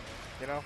Yeah. And I mean, great from EdGoneBad to also spot dodge and then recognize when to be able to punish, because there's actually some time after the spot dodge where you can't hit Zooey. She's still invincible. Yeah, that's right. So that matchup knowledge coming through, and then scrapping. EdGoneBad wins the scramble there, having Diaphone in the corner here. Oh, caught it, and the butterflies are going to activate huge damage. Going to be a Skybound, right? Yeah, no reason not to, because this is big. It fully animates. I think it's a pixel. Yeah, oh, it's more than a pixel. Has a chance here, but with a throw or any big damage, oh, there we go. It is. Ed gone bad right there, trying to put Diaphone in a situation where he feels like he wanted to press buttons, and EdGoneBad was like, haha, you have finally fallen into my trap. That was beautiful. You couldn't ask for a better checkmate when you're playing Metera. You have your opponent with barely any life. You have him in the corner. You can just back away as much as you want. It's a zoner's dream to have the whole stage behind you ready to go and just say, if I don't win this next little frame trap, I'm big, chilling. I'm out of there. Good luck navigating this rain of arrows like Jet Li had to do, right? Unsuccessfully, unfortunately, but you know. Yeah. Well, that's going to be EdGoneBad moving on. The only place that he's gone is specifically to loser semifinals versus Zombie. However, we will not be seeing that just yet. We want to talk about some of the wonderful people who are supporting us here at CEO and CEO themselves, because we do have some merch that you guys can check out and support the tournament with. Now, I know you guys have been loving the action, and we want CEO to come back. We want CEO to have more, right? Supporting the tournament by looking at the merch is one of the best things you can do. You guys can see, I'm just going to point out the Guilty Gear X CEO shirt. That's one of my personal favorites, you know, but there's obviously more, and you guys can check that out over at ceo.gaminggen.gg, or you can scan that QR code on your screen and just have it whip you right on over. It's really quick, really easy, and they've got some great stuff there for you. Yeah, you want to get all the good stuff, just like the Panda controller coming through with the big Kickstarter. It's special made to give every Smash Bros. Players the best competitive edge they can. They've raised over $900,000 easily. I believe they've over made $1 million, just because how many people are ready for the finest controller you're gonna find to play with all the features you could ever dream about for a GameCube controller. This is Panda Global's first foray into this kind of hardware, and it is a beaut. Make sure you check out their Kickstarter. Go to panda.gg/CTRL. Put yourself in there. Help push these stretch goals and make their dreams your reality. And I mean, the one reality that I want is to see some good-ass tech in every single event, and that can happen at all events if you are to look at any of these great designs here from 10-0, Cross, Tekken, Bandai Namco, right? So they've got great designs, multiple characters, multiple colors related to those characters. New designs are currently available, and this is all officially licensed merchandise brought to you by 10-0. You guys can see that over at 10-0.gg/merch, or again, scan that QR code, and you know, if you got one of them, use the hashtag, talk about it, 10-0versus on twitter.com. You can't talk about Versus without talking about the competition, and it's going to be stacked at the Festival of Fights 2022, coming up February 3rd through 6th in beautiful California, run by CEO's own Tong Lee. All these amazing games like Super Smash Bros. Ultimate, Ultimate Bros. Capcom 3, Guilty Gear Strive, Nickelodeon All-Star Battle, Multi-Blood Type Lumina, Dragon Ball FighterZ, and Granblue Fantasy Versus. Pot bonuses on deck. Register now at smash.gg/FOF2022 or learn more at festivaloffights.com and get ready to compete. You're going to get ready to compete at DreamHack Anaheim, because fighting games are back over at DreamHack right now, run by the same people that are running CEO and all that.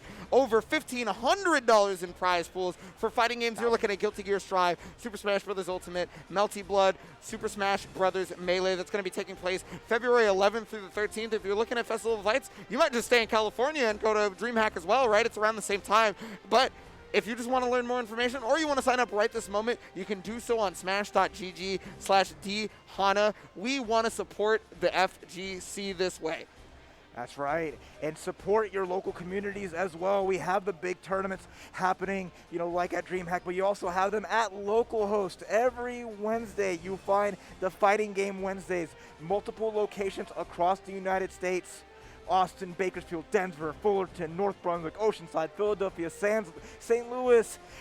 So many representation across, and they are wanting to bring you these amazing events. So please check them out at localhost.gg and find the location nearest you and get to competing and take yourself to the next level. Yeah, and you're always going to want to be taking something to the next level, and that something is your execution, because you can take control of it using either the hitbox, the cross-up, or the smash box if you're playing Smash. Hitbox Arcade is another one of the people supporting the FGC in all avenues and has done so for a very long time. And there's even people in this very top 8 using the hitbox, like Zombmu here for Granblue Fantasy Versus. You guys can check out both all 3 of the hitbox, cross-up, and smash box over at hitboxarcade.com/CEO, and you can get one ready for you today. And get ready to feel great and eat some good food with that OP bar. Check it out with the promo code CEO10 for 10% off at overpowered.gg. You have just a tasty treat to keep you going. Energy for gamers, by gamers. It's going to be extra tasty, so get your order in and be prepared for the competition by sustaining yourself with that good stuff. Yeah, well, I mean, you know, we've taken a bit of a moment. We've thinking about all the wonderful sponsors. We can't thank you all enough for bringing this to us, because there's more Granblue action. It's all thanks to you people watching.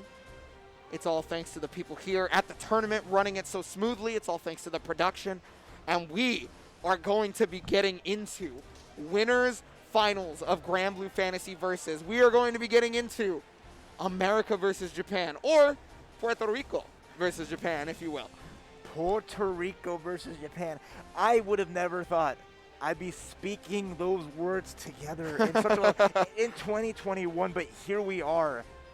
But with Gandido representing Florida, representing the viejos, the old men of the FGC, but representing Puerto Rico, La Isla de Encanto, a community that has always been incredibly strong at so many games.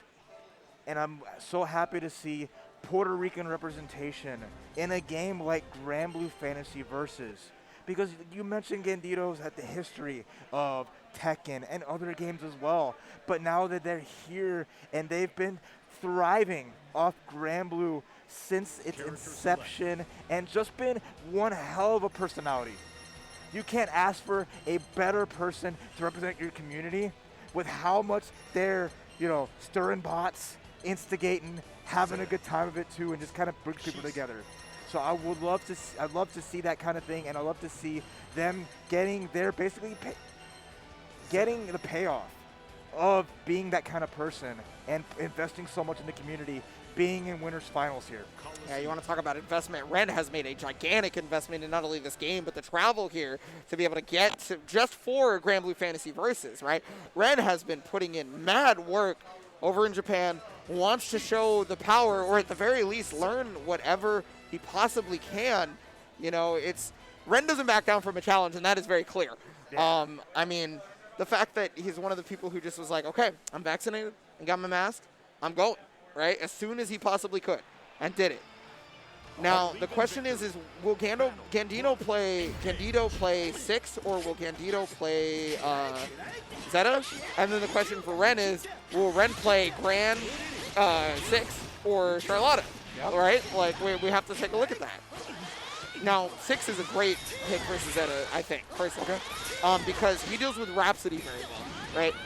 6 actually has the option to use Rekka on Rhapsody, and you can visually confirm that Rhapsody is activated, right?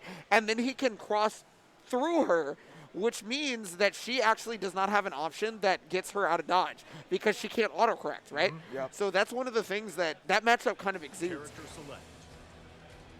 Yeah, I mean, that's the first battle is at character select. You know, I imagine both players maybe ran a double blind pick just to make sure there's no flailing around. Okay. So 6 versus Zeta, sticking to their big guns to start it out. We are now in 3 out of 5 territory. You have to win that's right. 3 games. 2 out of 3 is a thing of the past until we get to losers semis. We're going to see the fullest extent of a matchup, because both these players have all the opportunity in the world to make those adjustments, to bring it back. It can go the distance here, because there is so many more games to be played. Well, we are going to find out what adaptations Gandido and Ren are bringing to the table. I mean, Ren has always had one of the strongest X factors of offense and just like scary stuff. So being able to do it with one of the characters that has just some of the strongest offense in the game, period, anyway, that's like putting yourself at the highest level with just by picking the character. Yep. Oh, here we go. Look at the flies. Makes me so happy. Let's go. Puerto Rico, Japan. Representation matters. And if you're not in the United States, don't worry.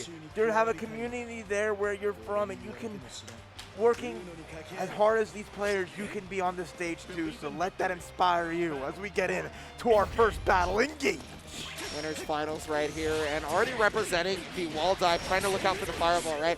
So because Ren had used the wall dive, Gandido felt like that the fireball was okay to use at that point because you don't have an anti-fireball move anymore. Yeah. However, Ren already recognizing that was going to be a factor, maybe even attempting to force him to want to do it. Okay, cute little reset with the universal overhead, but Gandido ready with the blocks.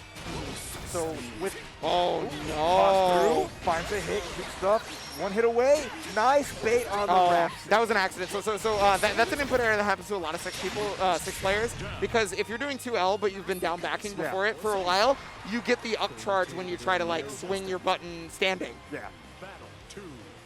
It's okay. Recovered from the input error, was ready, and now Yup, 6 with the fastest run speed in the game. Yes. Oh, beautiful counter. That EX counter extremely strong. So hard to actually stop if you hit into it. And now Ren with that pressure. Oh, nice with the shimmy on hit. that one. Yeah, Ren's offense. Happy for a hard knockdown. Nice frame trap here. Resets again. Gandido ready with the block, but still stuck in this corner. Fights his way out with the light EX spear. Oh, yeah. Now, Gandido, you see the offensive way that he's trying to, like, structure things. He's trying not to make himself into a situation where you get just one hit in the Skybound, all right? Trying to keep it nice and clean, nice and tight. But the problem is Ren, it's just, he's just got the timing. Whatever. Oh! I spoke too soon about timing. Super Skybound Art through the guard string. Big damage. Not going to kill, but at the very least, Gandido is back in it. Oh, that's huge damage here, but has to wait. Nice instant tech and the spot dodge on EX Rekkas. Not going to be enough to kill, but has in the corner here. Oh, just a bit too far away on the throw attempt. Yeah, Gandido was looking probably for wake up EX parry, or just any parry in general, really. But and then didn't see it, so was like, okay, if you're down backing this long, maybe you're too pensive and I can throw you, but you're just too far away to do it. And Ren on the reaction perfectly, pretty much every time so far. Ooh, wow. Just regular counter, nice spot dodge to keep that pressure going. Both players defensively outstanding, dodging each other beautifully. There goes the EX fireball. Nice block there and a punish. Wow, he can punish that off of running. Yeah, his run speed is so fast. It's God insane. damn. But had no cooldowns, so couldn't really get a full punish on there. So he's got offense going. Nice, armoring through. Gandido going back to neutral and finds a hit with the the cut medium. Into spear, and now here's that pressure. Yeah, just keep that safe guard string going at this point. There's the wall dive to be able to get on, and I love that. Spot dodge, get at, take the cornerback, right? Oh, beautiful from Gandido, though. Attempted to bait out the anti-air with the Skybound Art. That's one of the things that Zeta has available. Got that corner carry. Oh, mix up time, but beautiful block. It was a fake because the parry from 6 is instant. So it's really hard to set up the pogo setup. So that was a call out on Ren, who didn't bite. Nice armor there. Jumps through. Ren with the blocks. Oh, no. Oh, no. Cross up into Super Skybound Art. Oh, my God. Oh, my goodness. That cross up is actually considered to be not all that great because there is a guard button in this game, and you can act before 6 can. Usually you're supposed to be the one counter hitting him, but I mean, Gandido has just been straight up Pringles to it. Like, he's just been exploding. It's that mental sack. You're worried about so much. You're worried about so much against a character that's so fast, so quick, and all of a sudden it's like Ren choosing these options beautifully, gets the jumping unique action, which is the dive, frame trap off the Rekkas. Gandido in the corner here. I'm so glad you mentioned the mental stack, because people forget about that being about like in fighting games and such so often, and it's like all these options you think are bad actually end up being amazing because you've made your opponent think that you're going to go forward to something else. Okay, gonna get a nice meaty. There's the grab. One more mix here with the double grab, but nice tech from Gandido. The shimmy doesn't work out, but the counter will on that one, and Ren is looking hard to beat right now. Gandido, I would take a second, honestly, but I don't know. Nope, straight into rematch. Gandido feeling it. There's a murder face on Gandido. Yes. That you just see the focus, not wanting to skip a beat, but the regular air fireball connects. Gonna get a full combo here. Gandido already in the corner. Nice. Okay, there's Rhapsody versus the wall dive. That's the second time at this point. We're trying to go for another fake mix-up. You'll notice that well, I can't say fake, but fake overhead, right? Yeah. So you'll notice a lot of, what? That was immediately ready on the jump M? Drops the combo, but it doesn't even matter at that point. Not at all. Look at the space. Red has everything there. 2M. Try to challenge with EX, but gets blown up. But you have to respect it. It's so hard to jump in on. Oh, yeah. Spot dodge just a little bit too early. But that's exactly what we were talking about, right? Is the fact that EX parry is so fast that Gandido is not trying to do safe jumps. Yeah. Gandido is trying to do other stuff. And okay, caught the spot dodge. That's good for Gandido. Get the hard knockdown. Again, trying to bait out the parry, but just Ren ready. Ready with grabs, ready with just everything. Gandido's trying to be one step ahead, but it's just not worked out. Yeah, I gotta be real. Ren's decision tree is like on a crazy level. Like, I mean, Gandido's doing great right now, and his decision tree is actually starting to show right back. He's gonna be able to get full conversion here. Skybound R for the extra damage. Gotta put him in check because you gotta make it checkmate. And that's going to do the round. Gandido on the board with the round. The crowd pops, giving him that energy. Gandido, who's on basically the last round here, because Ren needing one more to make it a 3-0 and get the grand finals. Gandido needs anything at this point, but already in the corner here. It's going to be so scary because we've seen how strong this offense is. Nice counter hit combo. That's going to be big for Gandido. Putting pressure on. Nice blocks, but continuing on. Gandido, full pressure. Oh, yeah. Unfortunately missing that setup right there. And there it is. Ren got the EX wall dive issue again. But it didn't matter. You know, use the frames on 3 hits on that one. Gonna go for the EX parry this time. Yeah, Gandido had been showing just meaty good blocks, though, you know. It's important to hit that guard button. Yeah, big time. Okay, dive with the cancel. Nice punish with the air EX spear. One hit. Gandido can get a game on the board. Oh, no. Wait, that might be too high. Hold on. Okay, never mind. That hits way higher than I expected. Good lord. Red with the immaculate anti-air decision there. You talk about that decision tree. It bore fruit, and they were juicy. Oh, my beautiful. goodness. Immediate too heavy.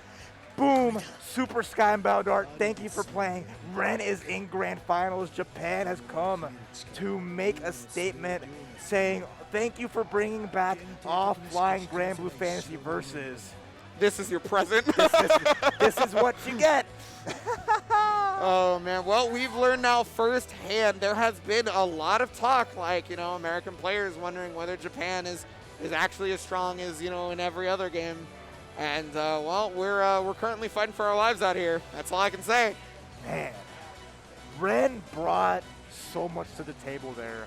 Like, because remember, you know who's watching all these online events we've had. You know how it's not just like U.S. players just chilling, watching. No. The GBVS community overseas are watching it too. They've been following all these players just like we have through the entire time. So it's not going to be any surprises here and there. We got to watch, you know, their online events too. So it's like the feeling is mutual. So it just feels like, to me, it's like one of the things, the build up to this is all the players have data already. And they know each other in some way. And that's what makes it even better, because it's not like this is Ren's not some unknown from Japan. This is a player, like you said, has so much story with Granblue Fantasy Versus. Just like how much history all the U.S. players have. So it just makes it mean so much more all around. And it's been nothing but beautiful. And now we're going to find out who can meet Ren in grand finals. Gandido sitting in losers finals. Going to wait the winner of the next match in losers semis, which is 2 out of 3. Yes, we're back to 2 out of 3. Between the MVP, EdGoneBad, who has just blown everyone out of the water with just immaculate defense, beautiful decision making, and it's just been putting Metera, reminding you that this character is never out of it whatsoever. But their opponent, this is a matchup you were talking about earlier, Zombmu. This has got to be, I think, what Zombmu was like fearing the most in terms of matchup, right? But again, Zombmu was the person with the biggest target on the back. I mean, for all of Ed's strengths that he's shown this tournament, Zombmu has been one of the strongest, if not the strongest player America's had for the past several months. He has been making it happen left and right. He has done nothing but put in work and try to teach as many people as possible. And so, I mean, here we are. Now, my question is, okay, so there was a conversation we had very, very briefly. Okay. And it was if Zombie was going to play 6 versus EdGoneBad rather than Cagliostro. Now, we're getting a button check because, I mean, I don't think they play these guys. Right? But EdGoneBad has made it so hard for pretty much everybody, right? Actually, EdGoneBad was the only person to make Ren sweat so far. Yeah. EdGoneBad actually almost won their set from what I remember. And so, like, it was looking scary. It was looking like maybe Ren wasn't making top 8 winner side, right? And, you know, EdGoneBad has only lost to Ren, who is currently in grand finals on the other side. But yeah. So Zombie's really been having to make a struggle comeback. He has been fighting for his life out here. It's not looking as strong as it, had used to be at one point when people were talking about Zombie just being far and away the best, right? Exactly. Now it's looking like America is stepping up to the plate, trying to stop him. Because that's the whole thing, right? No one wants the same person winning everything. Like, that's a flat-out fact. Because that's the Zombie's the catalyst to bring North American Granblue to that next level. Yes. Someone has to be that person where it's saying, if y'all gonna rest on your laurels, then I'm gonna take your money. Thank you for paying for my lunch. I appreciate that. And everyone's gotta be like, no one wants that to happen. Everyone wants to upset that person. We saw it happen with Neo Karsh, sending Zombie to losers. That's right. But now EdGoneBad's gonna have their shot here. This is 2 out of 3 to see who gets to losers finals. Representing Georgia, EdGoneBad, 404 Esports in the house. On the other side, though, Zombie Team Seattle is what we always joke about. Zombie is not technically Zombie is now a Seattle boy by moving, but we always joke that it's Team Seattle. So here we go. Now, this is a matchup that Zombie is like just straight up said is kind of annoying. Like it's she's one of the few characters that actually deals with CAG pretty well. And so, I mean, we're going to find out here, like, truly why, right? North American PC, Granblue Fantasy versus 404. Let's get it. Oh, man, there's so much at stake here. The story of GBVS here at CEO will shift with the winner of this match. It could make a crazy timeline, however this goes. Pressure from Zombie, but the challenge immediately from Ed. Resetting the neutral. Party begins as both players are trying to get that position. Sorry, your slide's not Lancelot. You can't just go into 5U, my bad. Yeah, well, I mean, it's not going to matter at that point because, oh, wow, what defensive options from the both of them. But again, EdGoneBad, regardless of seeing one defensive option working against him, not really phased, it seems like. It's just like, okay, I'm just going to mash out when I think it's the best time. Okay, spot dodge, put that arrow on cooldown. EdGoneBad with a small life lead here, has resources. And this is perfect for Ed. Got the space to make sure that Zombie really has to get that spike at least. Putting Metera in the corner, but happy to find out the corner. Traps are gone. Yeah. And then the anti-air, beautiful. EdGoneBad, big showing here. I'm just remiss to see a time where EdGoneBad has not like hit an anti-air, right? Like it just doesn't happen. Oh, but a match out right there from Zombie. Gonna take the big damage. Caught it, goes into Skybound Art, and that could very well be it. Yes, it does. Beautiful. Seeing immediately that EdGoneBad got caught in the trap that hit Meaty. Yeah. Wasn't quite ready for it, unfortunate. But hey, Zombie capitalized beautifully, and that first round going to them. Oh, nice. That's really good for EdGoneBad because he got the spike, right? So now EdGoneBad doesn't have to worry about the anti-zoning tool, but Zombie not caring about that whatsoever, actually just runs forward and takes half his life for it. God damn! Woohoo! And the pressure continues on. EdGoneBad's though defense been shining, finds the EX knockdown to escape, but the challenge. Bro, he is hitting that button. Why not? It's a pretty good button. Nice grab. Great tech with the trap. Oh, the 5 Ls didn't convert because she's such a little 40. Yeah, I actually, you know what I didn't realize was that in this match, oh, no way. That's so unfortunate. Forgot about the web right there, and Zombie capitalized. I was going to say, I didn't realize one of the unfortunate parts about this matchup for Metera specifically is that Cagliostro is so short, she can't use the EX high arrow to do anything versus this character almost. I think EX high arrow might only be to get rid of webs. That's insane, right? You have a whole special move that you can't use because she just stands there and just watches it, literally goes over her head. That is a little silly to deal with, but, you know, there's adjustments to be made at that point. We'll see what EdGoneBad how they adjust to bring it back. But Zombie looks like the person that has the answer for this Metera. You know, to be honest with you, EdGoneBad's face does not give me pause, right? Like, he seems like he was like, okay, I messed up a couple of times there. I think I can make it happen. He didn't seem super worried. So, I mean, coming into it, though, yeah, no, you're right. The answers are clearly here for Zombie. Already back in another Half-Life combo. Overhead gets blocked. But the trap, he tried to press through with the auto combo. That's the same thing that happened to Teiga earlier in the set versus Zombie, and one of the reasons why Teiga ended up dying was because you try to use the auto combo, moves forward, and you just die. But oh, that's a punish. That's a big punish. Yep. Butterfly has no hitbox, so Zombie doesn't have to worry about a damn thing. Finishes it off right now, and set point here for Zombie. Oh, that point of conviction, just looking down upon you, just so scary from Cag. 1 round away, Zombie on match point. If they win, they'll fight Gandido. EdGoneBad has to stop Zombie from making these approaches, from getting these big hits from the jumps, from the teleports in. But EdGoneBad in the corner has to be careful. Nice anti-air, perfect call out. Yeah, that was such a good reaction right there. Again, I feel like EdGoneBad's reactions have yet to be properly tested, you know what I mean? Like, there just might not be a mix-up fast enough in the game. But okay, yeah, really wanted that 5H. You gotta remember, that paid off so much for Zombie previously. Another knockdown here. Empty jump low, caught the attempt at trying to do anything. Skybound art, big damage, but not dead. Very nice there. Gonna set up the butterflies. Nice teleport through, avoiding them. Yeah, EdGoneBad was actually looking for the teleport, didn't find the mark, but did find the mark on the jump directly afterwards. EdGoneBad, we're good. We're good. We're stabilizing, and this is where I think that, like, EdGoneBad's composure is coming in. I think it's very, very strong. The mental game seems to be almost unshakable. I think the biggest payoff, I think, for Zombie has been these big jumps. So as EdGoneBad can make sure they're not so committed to the ground game that they get opened up like this. Yeah. So beautiful, just getting anti-air, starting their turn. Here comes Ed with the butterfly pressure, forcing Cag to block overhead. Butterfly still in there. Nice blocks. I mean, you know, the guard button is a big help, but EdGoneBad is doing highs and lows. It's not just, the guard button doesn't block those for you. Okay, nice. Then the arrows, there's the anti-air. Gonna escape the corner here with the butterflies. Yes, big pressure. But Zombie happy to block. Blocks the empty jump low, but gets hit. It's okay though, it's okay. Spike on cooldown, that's big for Ed. Yeah, I mean, that means you actually have the ability to zone for a little bit. And okay. But yeah, that's a great trade for Ed, actually, because it knocked down Zombie, right? Zombie does have super Skybound art on deck, though. You gotta watch out for an errant 5H. Oh my god, what a spot dodge. And doesn't get caught by the spike. Beautiful anti-air again! Oh, clash! It's the 2L, no confirm off of it, and again, no confirm, but there's a hit on this one. One more hit for either person. It's the teleport!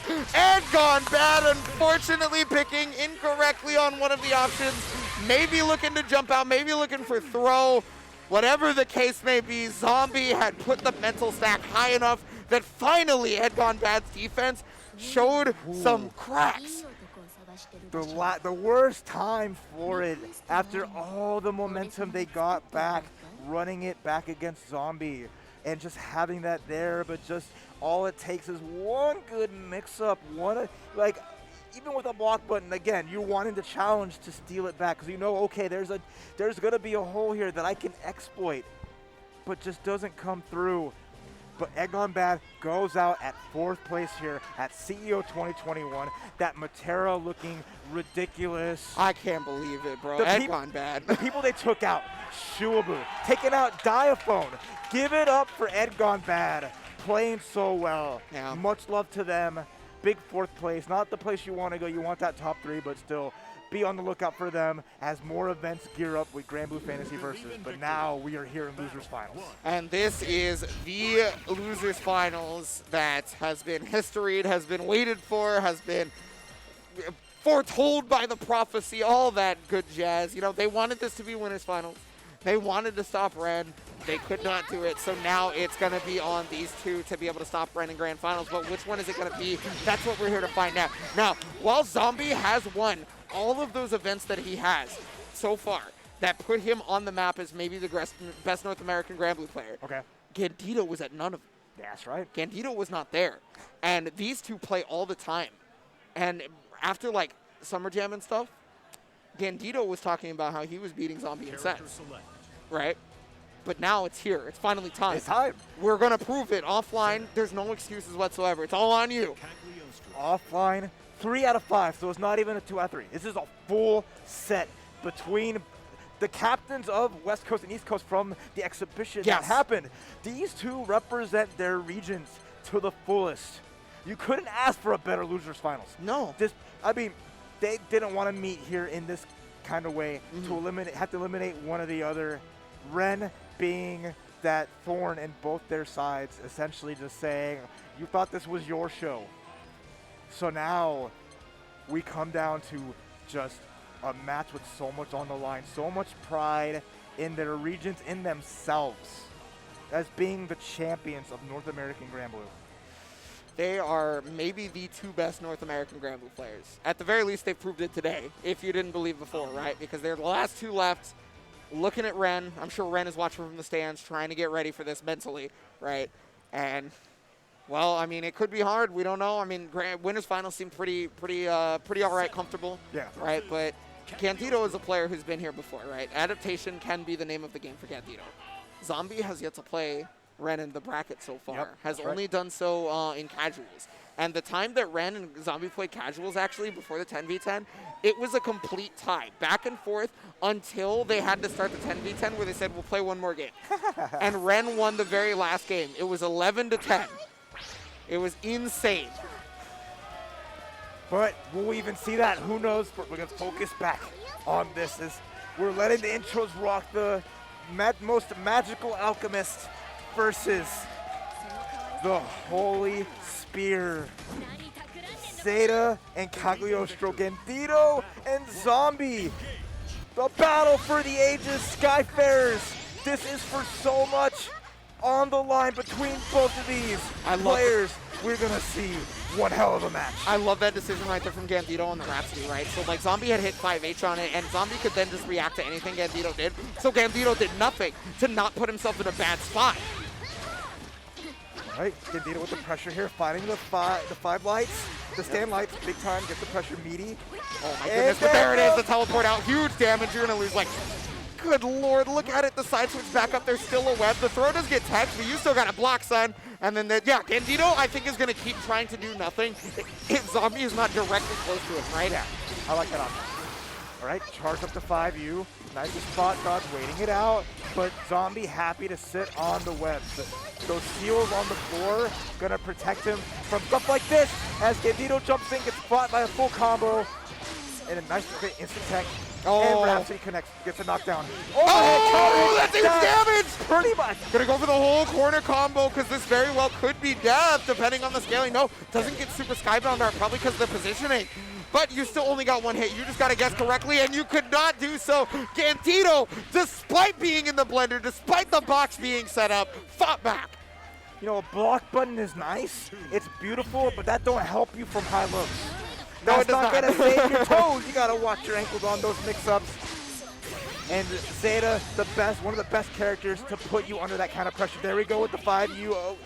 Pogoing along, pushing Zombie to the corner with the guard string. But the EX web comes through, and that saves Zombie's life here, putting the pressure. Nice teleport to throw. Yeah, and I think right there, tried to use Rhapsody on that wake up, but unfortunately it got grabbed, so he no longer has Rhapsody. Zombie, however, recognizing the situation is not, that does not mean that Zeta is out of it, but that's going to be one hit. Tried to get into the web to be able to kill, but yeah, teleport's always going to beat Rhapsody. Unfortunately, Zeta cannot do anything there, but that was a 5L. Is it fast enough? Spot dodge should finish it off.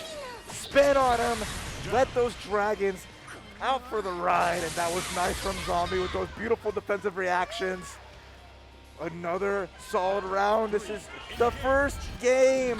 We're seeing who's gonna set the pace here between these titans. Well, I mean, it's hard to set the pace at this point because it's looking as close as possible, you know? Charging it up, trying to negate the lasers. You know, in the previous patch, that laser would have been the best thing for this. But now with the nerfs, it's unfortunately not as good, and it's put Gandido in a very precarious moment. So much damage using all the cooldowns. Nice spot dodge on the Clash Wars. Tried to 2H. Yeah. Yeah, I mean, that's great for Gandido that the 2H did not connect. Is going to have to deal with it. Is it fuzzy time? No, still has not represented the fuzzy block just yet. Safe jump, here we go. More pressure here. Zombie challenging, gonna get out of the corner with the armor. The Rhapsody didn't hold it long enough, and that should be the round with the Skybound Dart. Well, okay, there we go. Yeah, that was a lot of scaling, so I was a little bit worried about it, but you were correct 100%. And it is 3 out of 5. Remember, we're in losers finals. One game does not mean everything, right? And especially not that kind of game, because that was really close. Super extremely close. The rounds that they won were just as soon as they get their game plans going, but that back and forth is just palpable. They're just so good at taking their turns back and running with it. So early start here for Zombie, setting everything up here, putting that pressure down. Oh no. Oh, again, the Rhapsody not held on long enough. Big damage here for Zombie. He's gonna get the core positioning too. Yeah, just looking for the 5L mix-up on this one. Just trying to catch the, oh, Gandido pressing a button, but no, the patience finally with the spear. Oh no, the web was there. Gotta be able to hit on this one. Oh my goodness, the teleport just barely dodging the 2L, and Zombie recognizing 5L immediately finishes it off. That looked way better than before. Oh man. And I mean, this is Zombie with the game, right? That was that confidence builder in the set. Putting it on Gandido. How do they make they have to make the adjustment. Gandido has to figure out, break the trap, stop getting caught in them. How do you get even through and find those gaps in pressure? Big start here. I mean, hard knockdown. One of the best ways to get through is when your opponent messes up their meaty setup, and I mean, hey, we're gonna take it all the way. And Gandido is gonna press the advantage as hard as possible. Say, you can't mess up a single thing against me, otherwise you're gonna die. Okay. Nice block from Gandido. Waited it out there beautifully. Doesn't want to press into the trap. I like that. Rhapsody out with the challenge. And that's where it comes into play again. We talked about that earlier. Cagliostro has one of the best tools in the entire game, if not the best tool in the entire game to be able to deal with Rhapsody, and that's that teleport. Okay, nice grab, but nice, even better tech. Ooh, the spot dodge, avoiding the sword from the floor. And now Gandido still a small life lead. Oh, but the reaction on the 5U, super good right there. Gandido never faltering, always with that killer murder face. Those killer reactions to boot. The crowd popping for Gandido because, again, this is Gandido's house. This is the Southeast. We're here in Florida, and oh, nice run out. Yeah, no, I like that decision. You're not going to stop her, right? So you may as well just take positioning instead. Oh no, unfortunate timing right there. Not going to be able to get a full combo off this, and not going to be able to get the throw either. We saw what Gandido does with this kind of situation, and it could go all the way to the bank for sure. Okay, nice press out there for Zombie. And now, yeah, throwing at the 5U, make the space, but good up back into the air spear.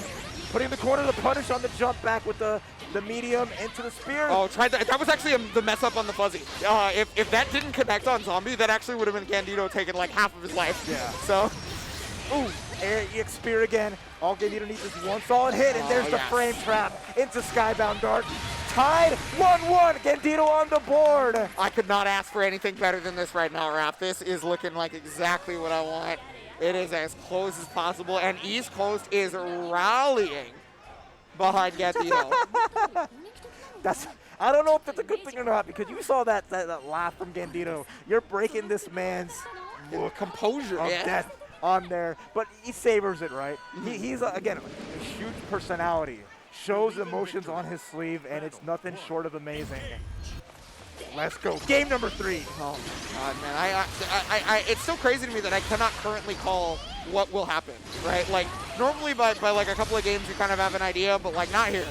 But Gandido looked great in those previous ones, right? I feel like has gotten the game plan around. I mean, these two have played quite a bit, but notice how he's playing around the web. Notice how he's playing around the rock, and then playing around the anti-airs with the dive. Normally, it's very ill-advised to try and jump in these situations like Gandido is doing, but he can do so very well because he has the spear dive and because he just knows exactly when to press 5L and guard strings. Yeah, I mean, it's like you don't have like an uppercut, right? As everyone knows, like Cagliostro, she has to commit to like a 2C, or maybe just make an escape, but you have such great air options. As Zeta, nice Rhapsody out, but into the trap. You can't get out of that situation if the Rhapsody has already used the Rising Strike of the choices, right? Rhapsody's got 3 choices. Rising Strike is one of them, and if you pick it, and the opponent blocks it, you're going to get anti-aired almost every time, right? Yeah. Beautiful setup too. Zombie had the seal on the back end to cover it, to add the extra damage. Really nice. Yeah. I love that. Gandido is just super jumping back. Doesn't want to deal with the rock, doesn't want to deal with the situation, right? And just kind of staying out of it, really trying to make things happen versus this rock, but can't find a proper time. Oh no, yeah, and then that spot that, okay, so this time Zombie was actually ready for it, but ooh, wait a minute. You want to talk about ready? Oh, the full jump in. We're not going for pogos. That was just a regular overhead. Catching Zombie here. And the hard knockdown, gonna get the setup. The fake pogo, I like that with the jumping 5U with cancel. Meaty, laser, big throw. Gandido, one hit away for tying up the routes here. Missed it again! But it's okay. And yeah, exactly, there was no punish from Zombie, so missed the fuzzy. And Zombie did not get a 2H, was not ready for it. I mean, there it is, that's the mental stack, right? You mentioned that earlier beautifully, that the fact that the mental stack exists does not mean you're always going to catch every punish. It does not mean you're always going to get every anti-air. Okay, good blocks there, the patience. Rhapsody, but the challenge there with the EX of their own. Zombie with the layers ready on deck. Okay. Oh, nice from Gandido not going forward. Might have got caught into the air traps. Yeah, I mean, whether or not it actually was going to is, oh, but there's the spike, and now dropping the combo from Zombie. Kind of rare, I want to say. The teleport's available, but no, unable to use it, I guess. We see what Gandido can do off of a knockdown. Nice grab here, sending Zombie to the corner. Another safe jump. There we go, pogo, pogo, pogo, Rhapsody. But wow, what a wave right there from Zombie. Just knew at the time right there. Zombie gonna be taking game at number 3. We are at 2-1. I think in that situation it was beautiful because like even if it was a forward dash and a run, it would have went under. Yes. But being a back dash made it even better because you stay in that one spot. You don't have to worry about the distance you've actually got to. It just left them the perfect spacing. Yeah. And now 2-1. Zombie, big advantage already. Huge combo to start it out. Gandido tried to challenge after the reset, but Zombie was having the meaty normal at their Rhapsody out. Yeah, there's the anti-air. That's what we're talking about. If that Rhapsody comes out, if you use the Rising Knee Strike, you are more than likely going to get anti-aired by every character in the game directly afterwards. It's all on the onus of your opponent, of course, so that doesn't mean you shouldn't use it, but... Zombie ready. Zombies got that on the stack. Got the answer. Now 1 round away. Zombie put away Gandido. Meet Ren in grand finals. Gandido, who's gotten rounds, answering back, but his challenges are not paying off. Zombie strings airtight. Oh, but wait a minute. Wait a minute. There's a punish. There's a knockdown. And now we begin. Oh, trying to go for the throw, but Zombie was ready for it this time. Gets full damage. And wow, the spike. Oh, that combo made the relaunch back into the corner. That was dope. Oh, that was an accident, I feel like. Yeah. A little squeaky here. Got to be careful. Zombie smells blood.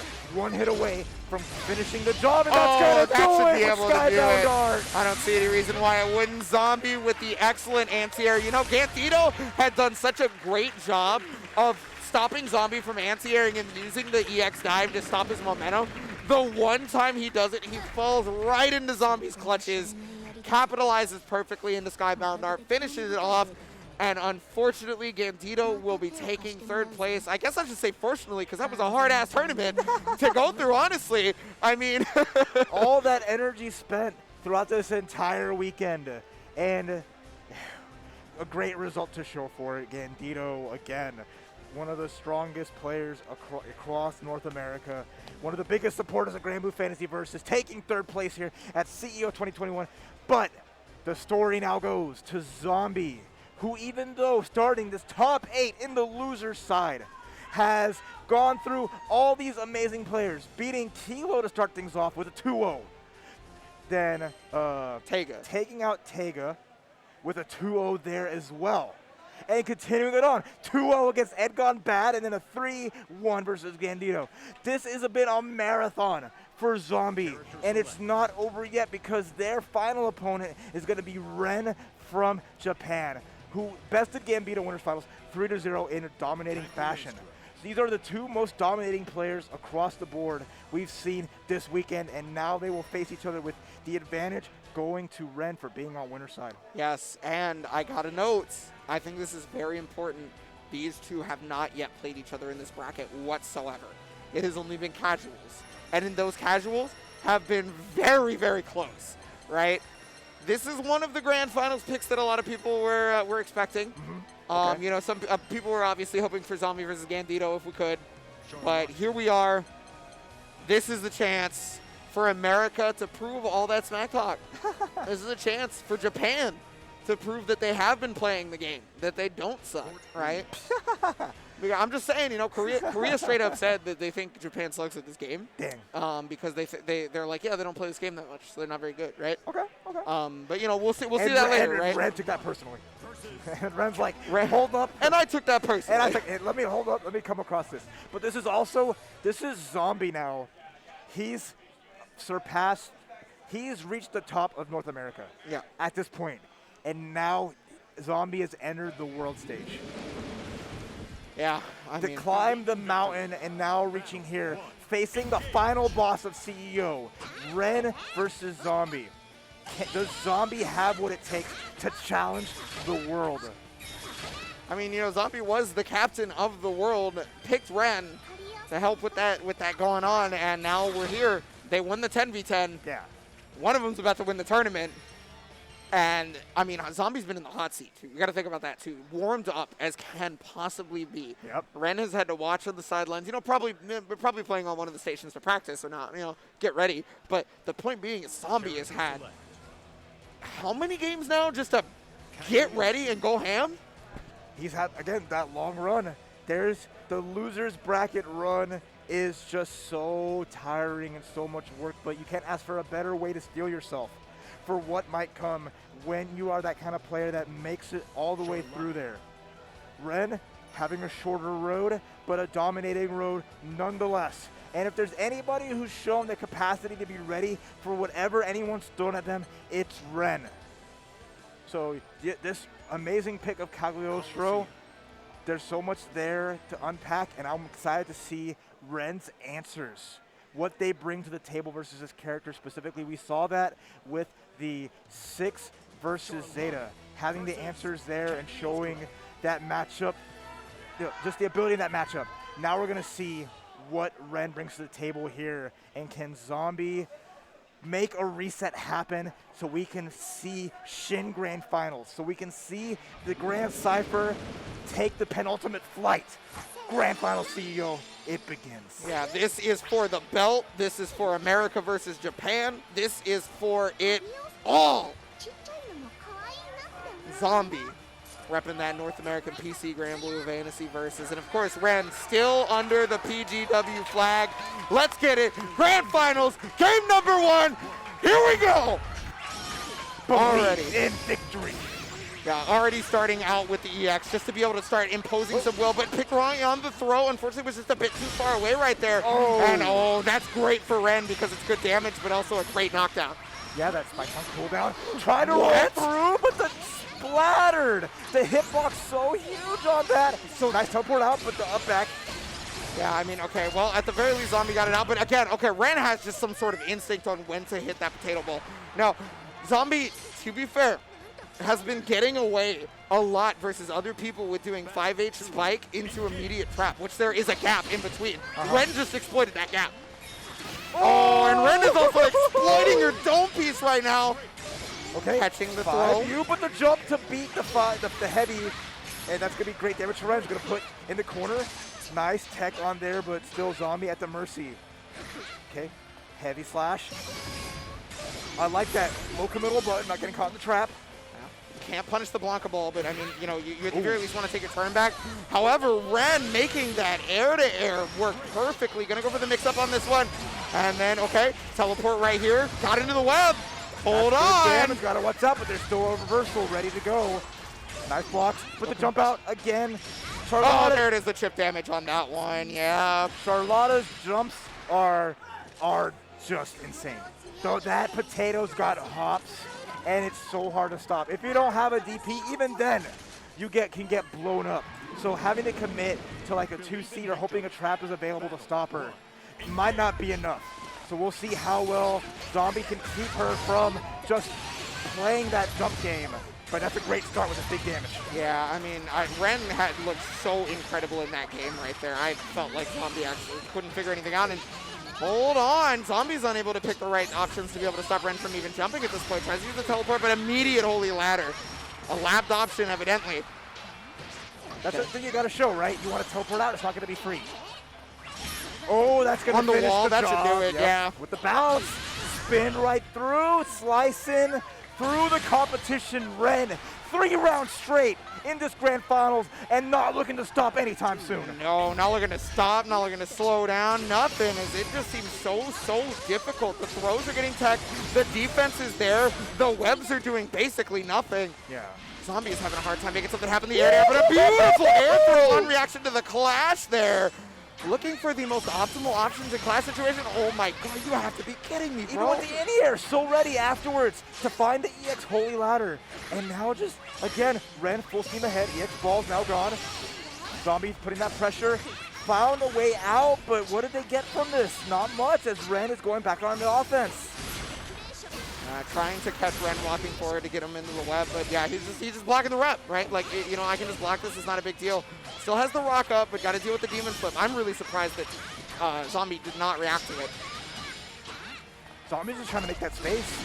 They're just trying to have some room to deal with it, but Ren is just taking this methodical approach, moving forward, but Zombie answering back with his own teleport to get that space too. The problem is this an answer back? Because Zombie does not have the life lead, and time is going to start ticking, right? Okay. Oh, well. There you go. Doesn't get the second trap, so there's no... It's pretty much even at this point with a slight advantage, I think, going to Zombie, but oh my god. Oh, but the jump am just barely above the Blanca ball right there. Was looking for Holy Ladder, so didn't actually press anything, but again, delayed throw tech 5 L's. Demon flip comes out, but that's going to be a punish on it, and Zombie is going to get some morale back as he puts one on the board. That patience paid off. Playing from behind for so long. Saw the fruits of that work go through.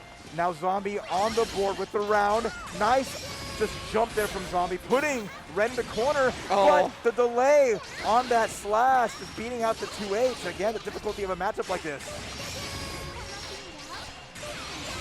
Okay, got the rock going right now, and there it is. That's the mix-up, though. That's the problem. Will Zombie keep doing that over and over again, or will he actually like try to press forward? So Ren could not guess. And the one thing I think that's really helping Zombie right now is he's finally starting to get an idea of when the potato ball is actually going to get like come out. The close H wall hit. Holy Ladder should be the knockdown on this one. Oh no, was too far away. I like that setup though, realizing that. Going for like a little trick with that. Tried to 2H, yeah, wanted to 2H that jump. Unfortunately, did not get the call properly at the time. What's the next? What's the setup? What's the play? Run up and the teleport reaction, but doesn't get the full combo. No, and then, unfortunately did not react properly. Not a lot of life for Zombie, so that should be an easy punish with the far 5H.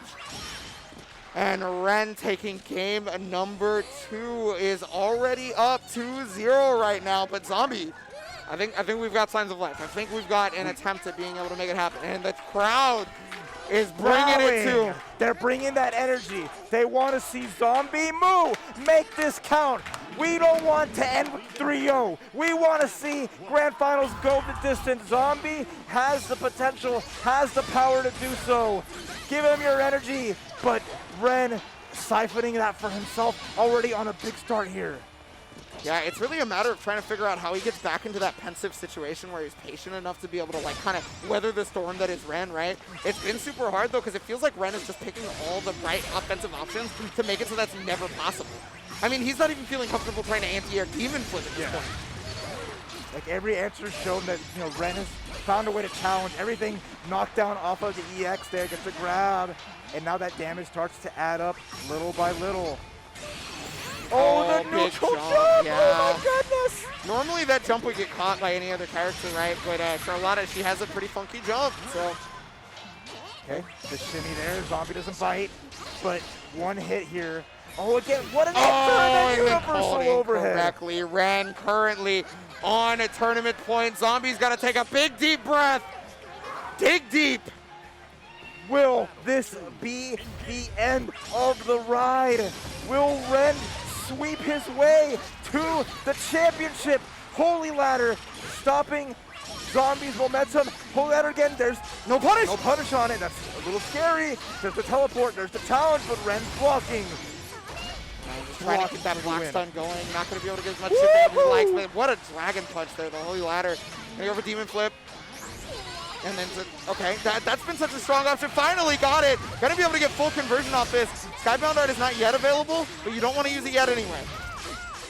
God, Red on the back foot, but the gap gets called out, and we see the Skybound Art.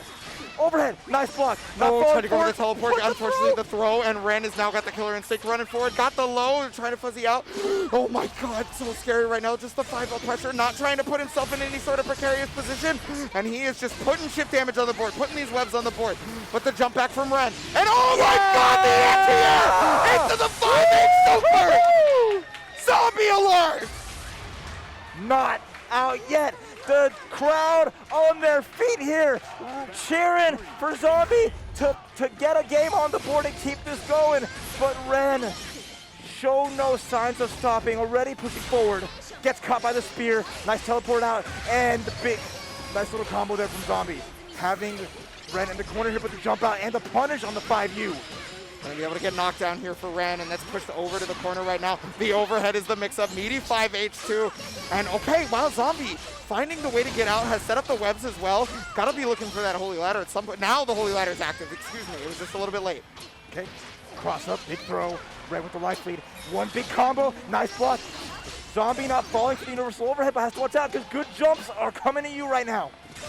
Yeah, we're really looking for anything right now, but the 5H on the air, no matter what, Ren is always at the ready, even if the potato ball whiffs, right? Trying to hit that far end. Oh my god. EX goes out, but has to watch out. Skybound Art is available, any gap. Ren activates, they go through. Zombie has to be careful. Oh, that's gonna do it!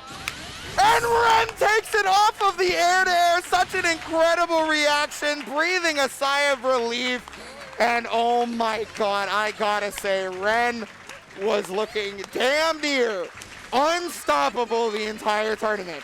With a 3-0 sweep in grand finals nonetheless. Your champion all the way from Japan, Ren, taking CEO from the winner's side. There's the championship belt, his reward for a hard-fought battle. Give it up for Ren. Oh my god, again and again, Ren found all the perfect times to use Potato Ball, all the perfect times to be able to get those jumps, right? Pretty much every air-to-air was converted off of. The offensive pressure was something that Zombie was surprisingly not even able to defend well. He's wearing a mask, but you see the smile on his face, that feeling of satisfaction. You are the champion of the biggest offline Granblue fantasy event of the last many years.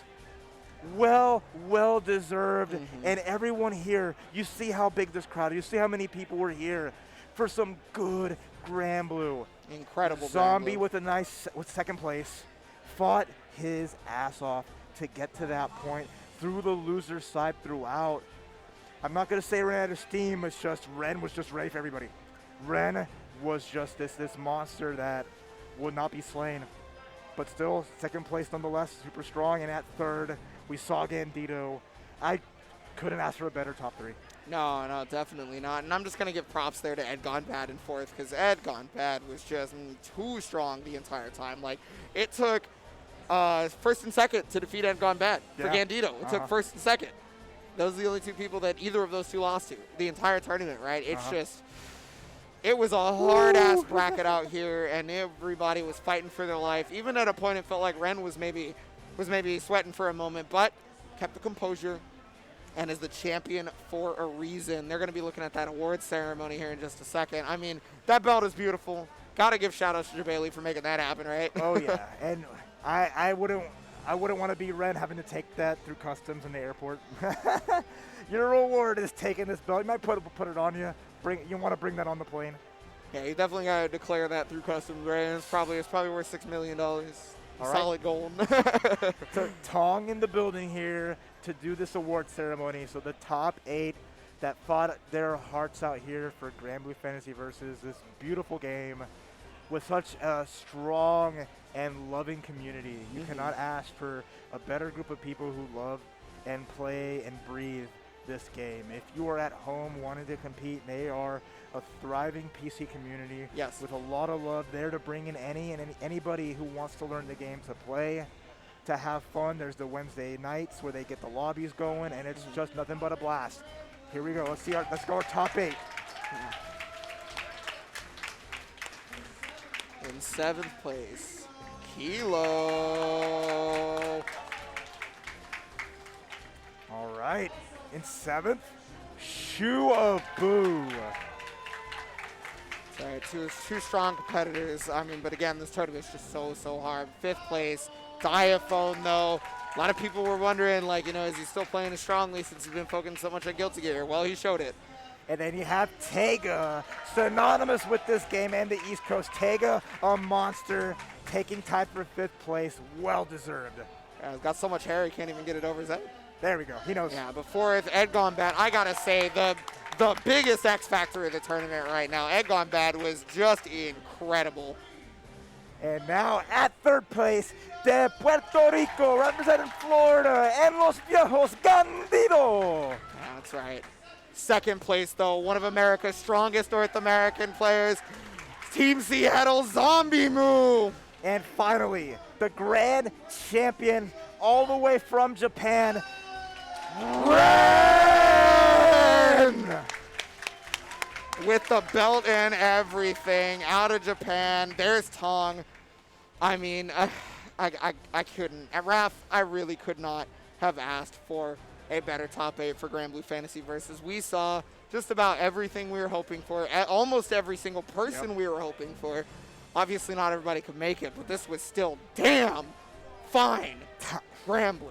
Time and time again, watch CEO Granblue. You want to see how this game has evolved over the year, how the game has changed, how the player base has pushed it to that next level. This has been the best showcase you can ask for, and it's such a well-deserved reward for a community that's fought so hard through so many things, that's come together in such a way and really made a point to say this is Granblue. Yeah, it's not going nowhere. COVID can't stop them. The netcode can't stop them. People yelling random stuff that's not even true about the game cannot stop them. They're here. They're in full force. Whether you're on PC or PS4, there is a way to be able to play this wonderful game with a multitude of people. You can check out GB Versus Events, which is an unofficial event Twitter account, but it does have the knowledge you're seeking for. Or you can go to Zombmu's Twitter, who I believe their pinned tweet is all the Discords readily available. If you want to play this game, it's just there for you. You can do so, right? All these players are here for you. Zombie constantly teaching all these people, constantly making it a struggle for himself. All of these players love it. Whether you be at home, whether you be here in person, I know you love that top 8. Yeah. People are going to look back at this top 8 fondly for a long time coming with, and it's well deserved. Everyone who showed up to play, thank you so much. Everyone who tuned in and shouted at their monitors, shared the links out to the stream, and really made today's top 8 pop. Thank you so much. And to the tireless TOs running online events, supporting the game through thick and thin, thank you all so much. It's a community effort for a reason. Everyone comes together to really make these games shine. So everyone, in person or online, thank you so much. With that, any last words before we sign off? This is not the end for Granblue. We got another DLC character coming up, and we got more events on the way for this. Y'all should join in those events. Y'all should play this game, but that is going to be... It's not. We have a special announcement. What? From CEO. Hold on 1 second. One more thing. What? Just one more thing. What's going on? Hold up. No, Teiga, hold up. Hold on. Something's happening. We're finding out about something. What's going on? We're going to take a group photo. Group photo. Well, all right, guys. We're going to have this special announcement from CEO here in just a moment. So, yeah.